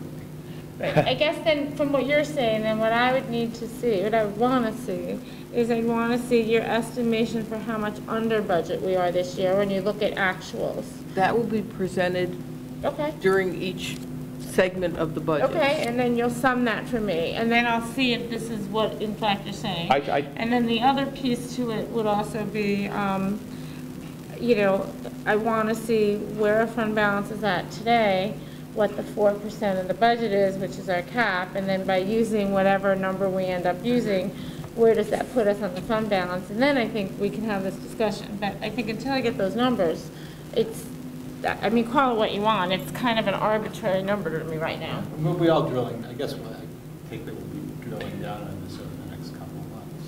Yeah, but you really, but a fund balance is a very tricky thing when you're doing school budgets, and unless everyone's clear on where it's coming from and where you're gonna, you can get in a situation where we could take 400,000 out every year. We could maybe not end up over our budget, and then 3 years from now we could have zero fund balance and a budget that we can't balance. But she's not taking it from the fund balance. The We fund don't balance, know that. We have to see the every numbers. Every year you've the been fund able- balance has been maxed out. Yes. Right. So as long as that's the case, then I'm fine. If we're over maxed out, I'm fine. If Right. we're under maxed out, it's a, I think we need to talk about Right. it.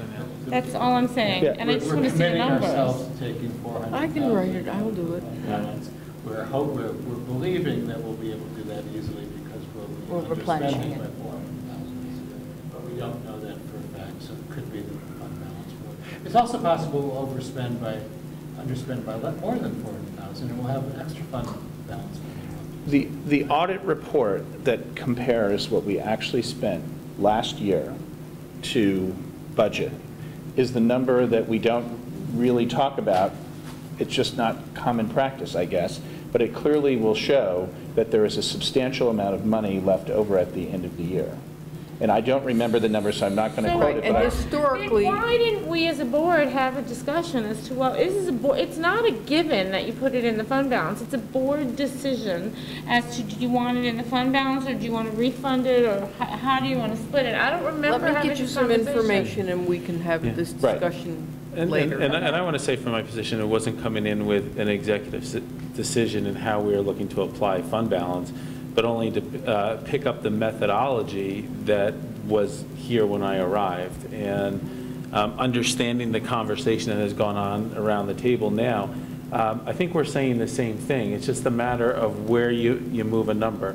And so we can represent the same thing in two different ways and have the conversation. Yeah, and then we also need to see more So- backup data as we get more hard and fast numbers to see, you know, to ensure that our hypotheses are true. Does that make sense? For the fund balance. Yes. Very good. On the basis, that's our budget. All right. Any other questions? That was only one. I want to just raise a few issues, but they probably don't necessarily all have to be answered now, but because I know we're going to, but just to flag what the issues are. You know, one issue is well, this is maybe a point of clarification. The session head budget, the salary and benefits lines, they're assuming that our staff count stays the same next year as it is this year. Right. Correct. But it takes into account that there's been some staff turnover through retirements and resignations. Correct. And in those cases, generally, the staff will be replaced by people who are lower down on the salary scale. Right. We save some money there, but then we also have people who, everybody moves up in their, almost everybody gets a pay raise next year. So we have a fairly large amount of, for want of a better word, inflation in staff costs year to year, built in. That's due to contracts that we're signing, right? And that in itself puts us over the tax cap, meaning we better hope that something else has lower inflation, which is unfortunate because we could get squeezed and increasingly find ourselves unable to spend on things other than staff. I think we need a reconciliation on the staffing line because there are different components that are driving that 3%. There's the step increases, and then there's the 1.5 or whatever the number is. That would be very difficult for me to do, to break it down by individual as to, because some people have had lane changes in the middle of the year. Right. And for me to break all those down would be difficult. I mean, I can provide you by an individual person, you know, but for me to calculate that. Not by person, no. It might be interesting, difficult. what would be interesting to me is to know how much of that is, what is it for the people who are staying? What's their increase? And what is the increase due to staff turnover? Because there are people who were here, who are in the district this year, going to be in the district next year. We know what they're... I can give you the retirements that we know of and what I've plugged in, because we don't have the new hires yet, but I always have to put an estimate in there. Some detail might be nice. For a few of those. Anyway, so that's but people who have been hired mid-year, for example, if somebody retired in December and we hired a new teacher in December, that has already been calculated into next year. And they weren't budgeted, and they're not in this year's budget. So that individual, that would have been budget saving. That would have been part of the savings for this year, right?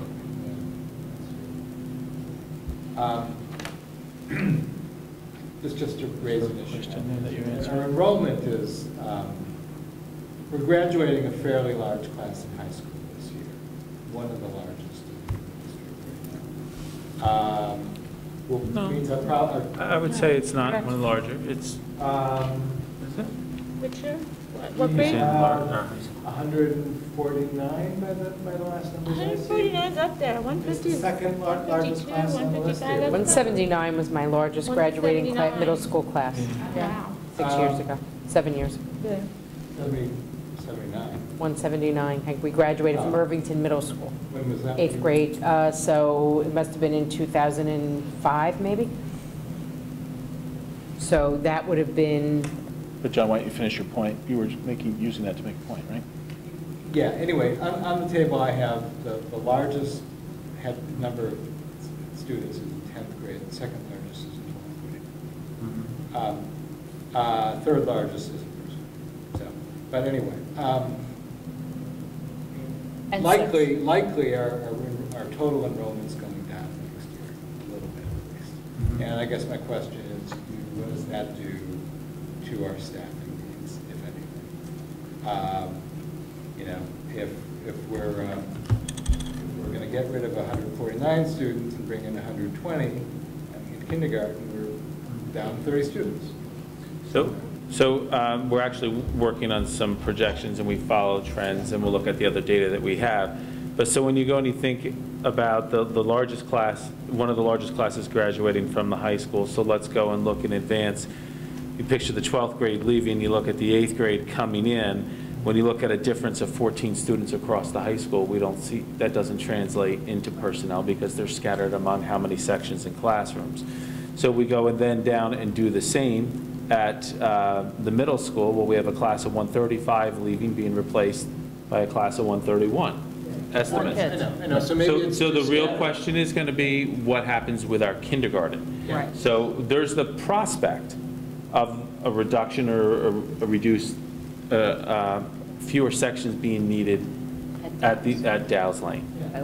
Or maybe we're just in one of these schools where we were just over the point where we needed to add a section, and now we would be, I don't know. I just think obviously we'll have to work this through.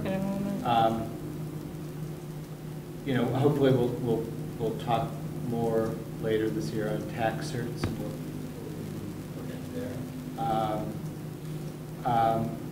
It would, I think, be helpful to have, I think essentially to Robin's point on the fund balance, but I had made a note of this also, to have a multi-year picture going back at least a few years on what we've had, what the fund balance has been. Yeah, that's what I wrote down. I'm going to give you that. Okay, great. You know, and to the tax certs, I mean, one thing I will want to raise later is, do we want to be budgeting tax certs. I've raised this every year with the board for years, and the only difference is I'm on the board now. Or not. Can I just touch on that for just one quick second? This past year, this current year, remember how we went out with the 5-year ban on the, to borrow for tax certs? Right. Okay, and I said I was going to pay off so much each year. If we can pay it off a little bit sooner, that's great. But once that is paid off, that money is a line item in the budget to pay off that ban. Now you've got that money built into the budget, it's in the debt service line, but then you could move that money, keep it in the budget, and move it up to the tax cert line with no impact, any additional impact on your budget or your tax levy. Just keeping it in there, and I'm just reminding you of that because I probably won't be here, when that's done. You're trying to tell us something? She said it's a 5-year ban. Right. But that was my goal, was to pay off the current tax certs and yet leave Irvington with a way to get it into the budget without impacting taxpayers anymore. Yeah, and I think if you go back far enough in Irvington, like 13 years or something like that, tax certs, there was a fund for tax certs, and it was built up in the budget, and at some point, somebody raided that fund, ran it down, and I think this district got really hammered a number of years ago to like $5 or $6 million. Yeah.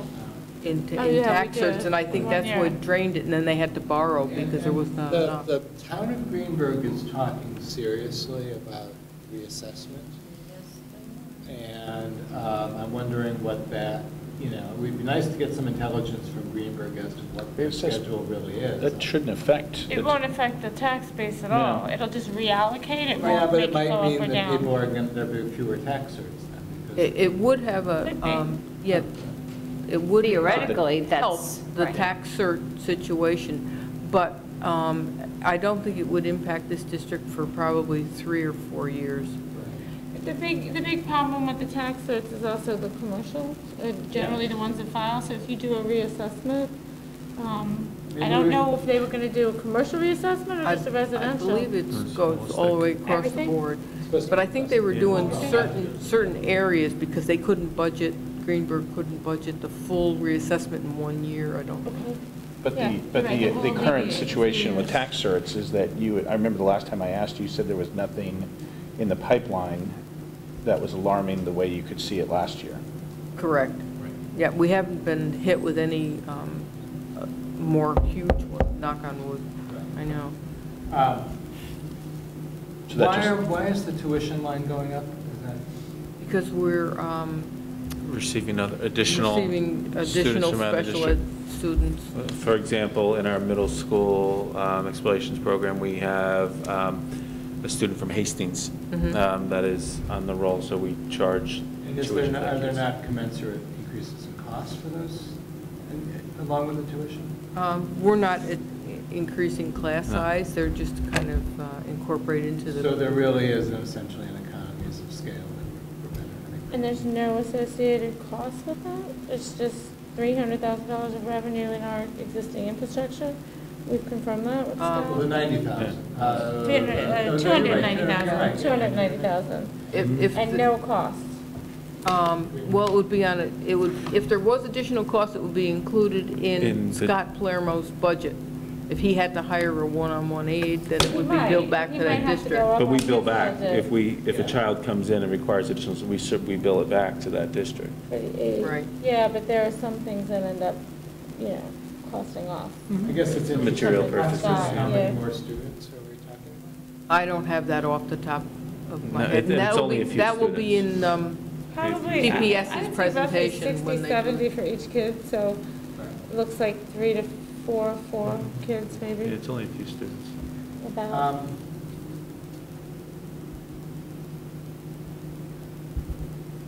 Why is it that the spending page, I guess it's the next page, Why is it that all other codes are so flat? Are there? I have, I just went through and I estimated the, what I thought we would be expending in insurance and supplies and other expense, and that's just the way the figure came out of the compilation. And you think it's that we're spending, the prices are going up, but you think? No, I just went through and I just analyzed, Just kind prior of line item by line item. line item by line item, went prior history and what I thought, we would be expending on each line. Again, this is all very fluid. So you didn't take a general push-ahead percentage increase for certain categories? You kind of went line by line? I went line by line and I analyzed, Okay. like I took an estimated 8% insurance, health insurance for Swiss chip, but then I had to add in extra because I know that the Medicare is going up more. Right. The insurance, the last I heard it was going up, and don't quote me, it's like 1.75 or 1.85 or something like that. It was under 2%. So that's what I put in there. But the real bottom line is, excluding staffing costs, you really think we could get away without spending? If we didn't change anything, we could really get away without spending any more money, essentially, next year than this year. That's the last line. That's before any asks. Yeah, I know, I'm just saying, if we didn't change anything, that's what. Right, but, we're a employee, we're a people business. Yeah. That's where all of our money is. But, it's. But I think if we're going to look at it in sum, We you're spend accurate. almost $18 million on non-people. On the operational end of the district. And stuff, services. Well, I guess one way of also rephrasing that is that, energy costs are a substantial portion of that, not the majority certainly, but they're a significant portion. And your energy costs, I guess the way that you portrayed it on the other side was only going up $13,000. Oh, both I just thought of something. Debt service? Transportation. Debt service, all other codes, we're having a reduction in debt service. And that reduction is going to impact offset a lot of those other increases. Right, so if you broke out debt service, you'd see It would be helpful to do that, because I almost, I think. That will be done in those presentations we that are will. forthcoming. Those details are coming. This is just push ahead. Does the drop in debt service affect our tax cap at all? Yes. Yeah. It will, because you don't want to raise taxes on debt that you're not paying. Say that again? Well, you saw that was the adjustment, the Yeah. negative adjustment, the $82,000 that Chris called 82 million. Yeah. Yeah. So if we're paying, if we manage to reduce our debts. Right. If we manage to reduce our debt service, is this reduction in debt service because we retired debt, or is it because we refinanced? We refinanced. Okay. It was the bond refunding. And then the state requires us to reduce. Right, but they also, Tax cap, one for one by that reduction. the tax cap went, whatever. 82,000 is our savings in debt service. Total debt service. There could be a few dollars on the other bonds, whatever, I don't remember off the top of my head, but that's, the net. But the state allows you, when you're calculating the tax cap, if we're going to do a new bond referendum, okay, that new debt service would then increase your tax cap, because they allow you to make adjustments to your tax cap, one of the adjustments, because the state figures that the voters have already voted on that money. So therefore, it's an adjustment to your tax cap because it's out of the new vote decision. So we Does that really make sense? almost have to just take the debt. Out of the other tables, it'd be helpful to keep the debt service separate, because it's really a totally. Yeah, on January 28th, I'll be presenting debt service separately.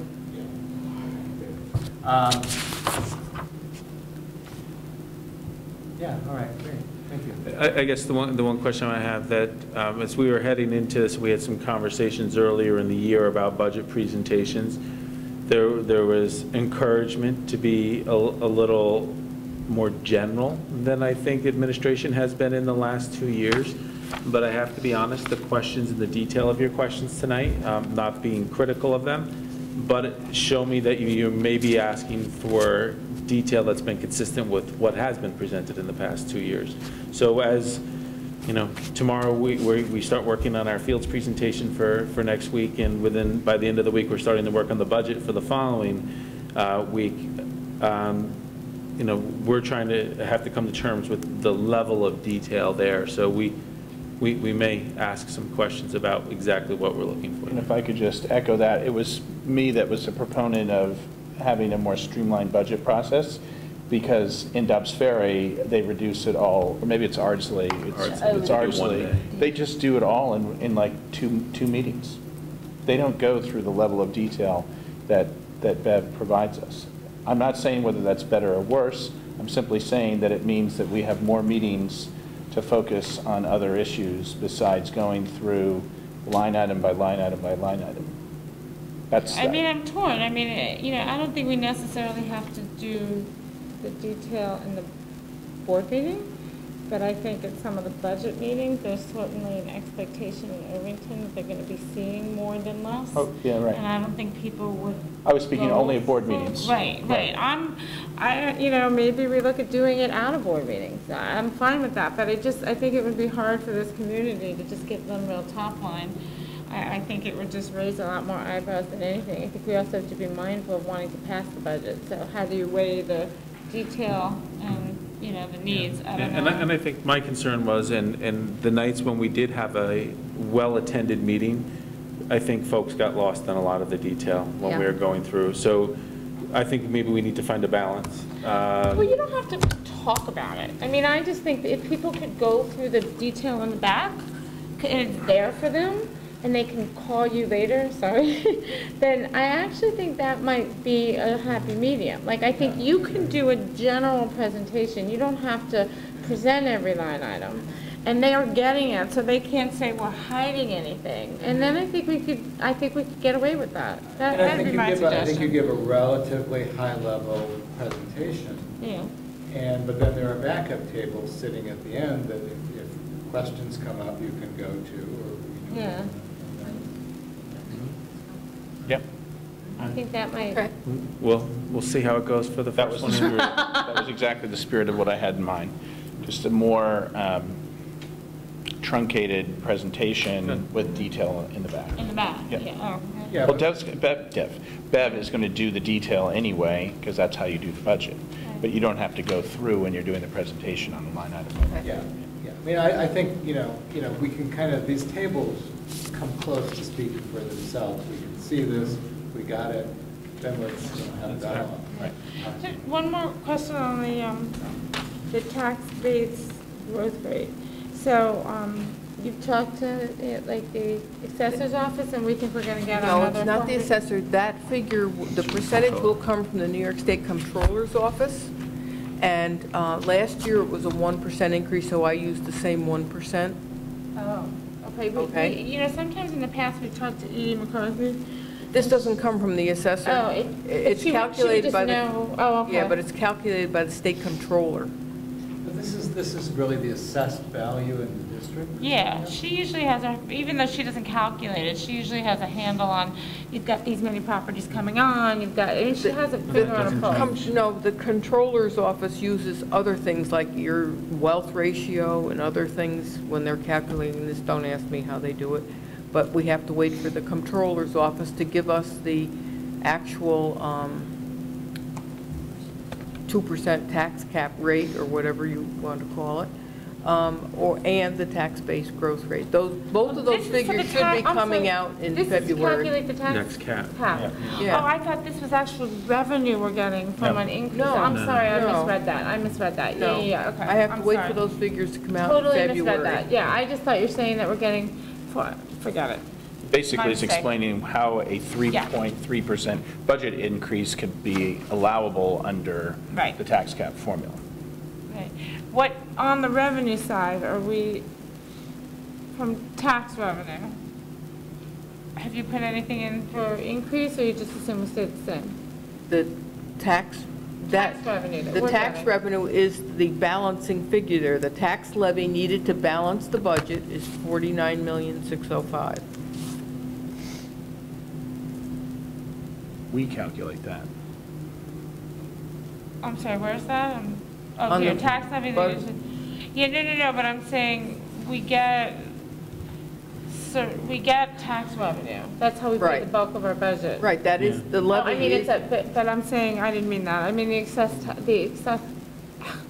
Value? Assessed tax base value. Do we have any idea if it's gone up in terms of, are people's taxes going to go up? Are they going to go down? Do we know if our tax the base last is one grown? I got just this week, and it was, the assessments were down about $100,000, and I think that was due to tax cert settlements, probably. So it's going down about 100,000. Yep. Which means people's taxes are going to go up. That's taxable assessed value, not total assessed value. Okay. So that's, we usually look at that to figure out how that affects, right? Yeah, but again, it's still too early in the game to be. Okay. Guys, I have to consider going home. Yeah. Because it's 11:45, and I have to get up at 5, and I'm sure Chris my gets up at God. 4:30. Yeah. Yeah, Chris gets up even So earlier. what do you, okay, so then my It's too late question, for us to be functioning yeah, well. so my question is, what do? We have one more thing on the item, on the agenda item, is the assistant superintendent discussion. Do we want to, we do have a board meeting next Tuesday for the fields. We could possibly tack that on quickly if we want to do that, if we don't want to wait, or? I have no urgency to see it tonight.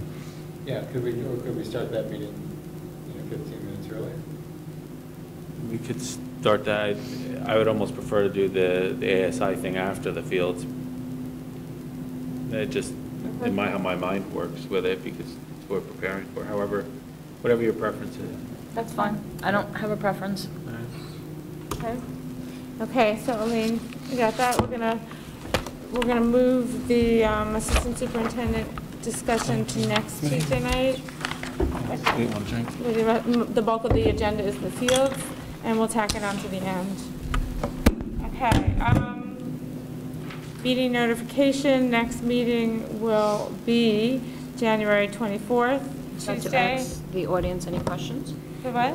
The audience any questions? Martini? 13.1? Okay. I'm trying to speed it up, but if you insist. We were almost done, Maria. Anyway, the next meeting, Tuesday, January 21st at 7:30 in this room, the CPR room. And the next board official work session of the board is next special meeting next Tuesday, and the official work session of the board will be January 28th. Motion to adjourn the meeting? So moved. Second? Second. All those in favor? Aye. Motion carries 4-0. Thank you.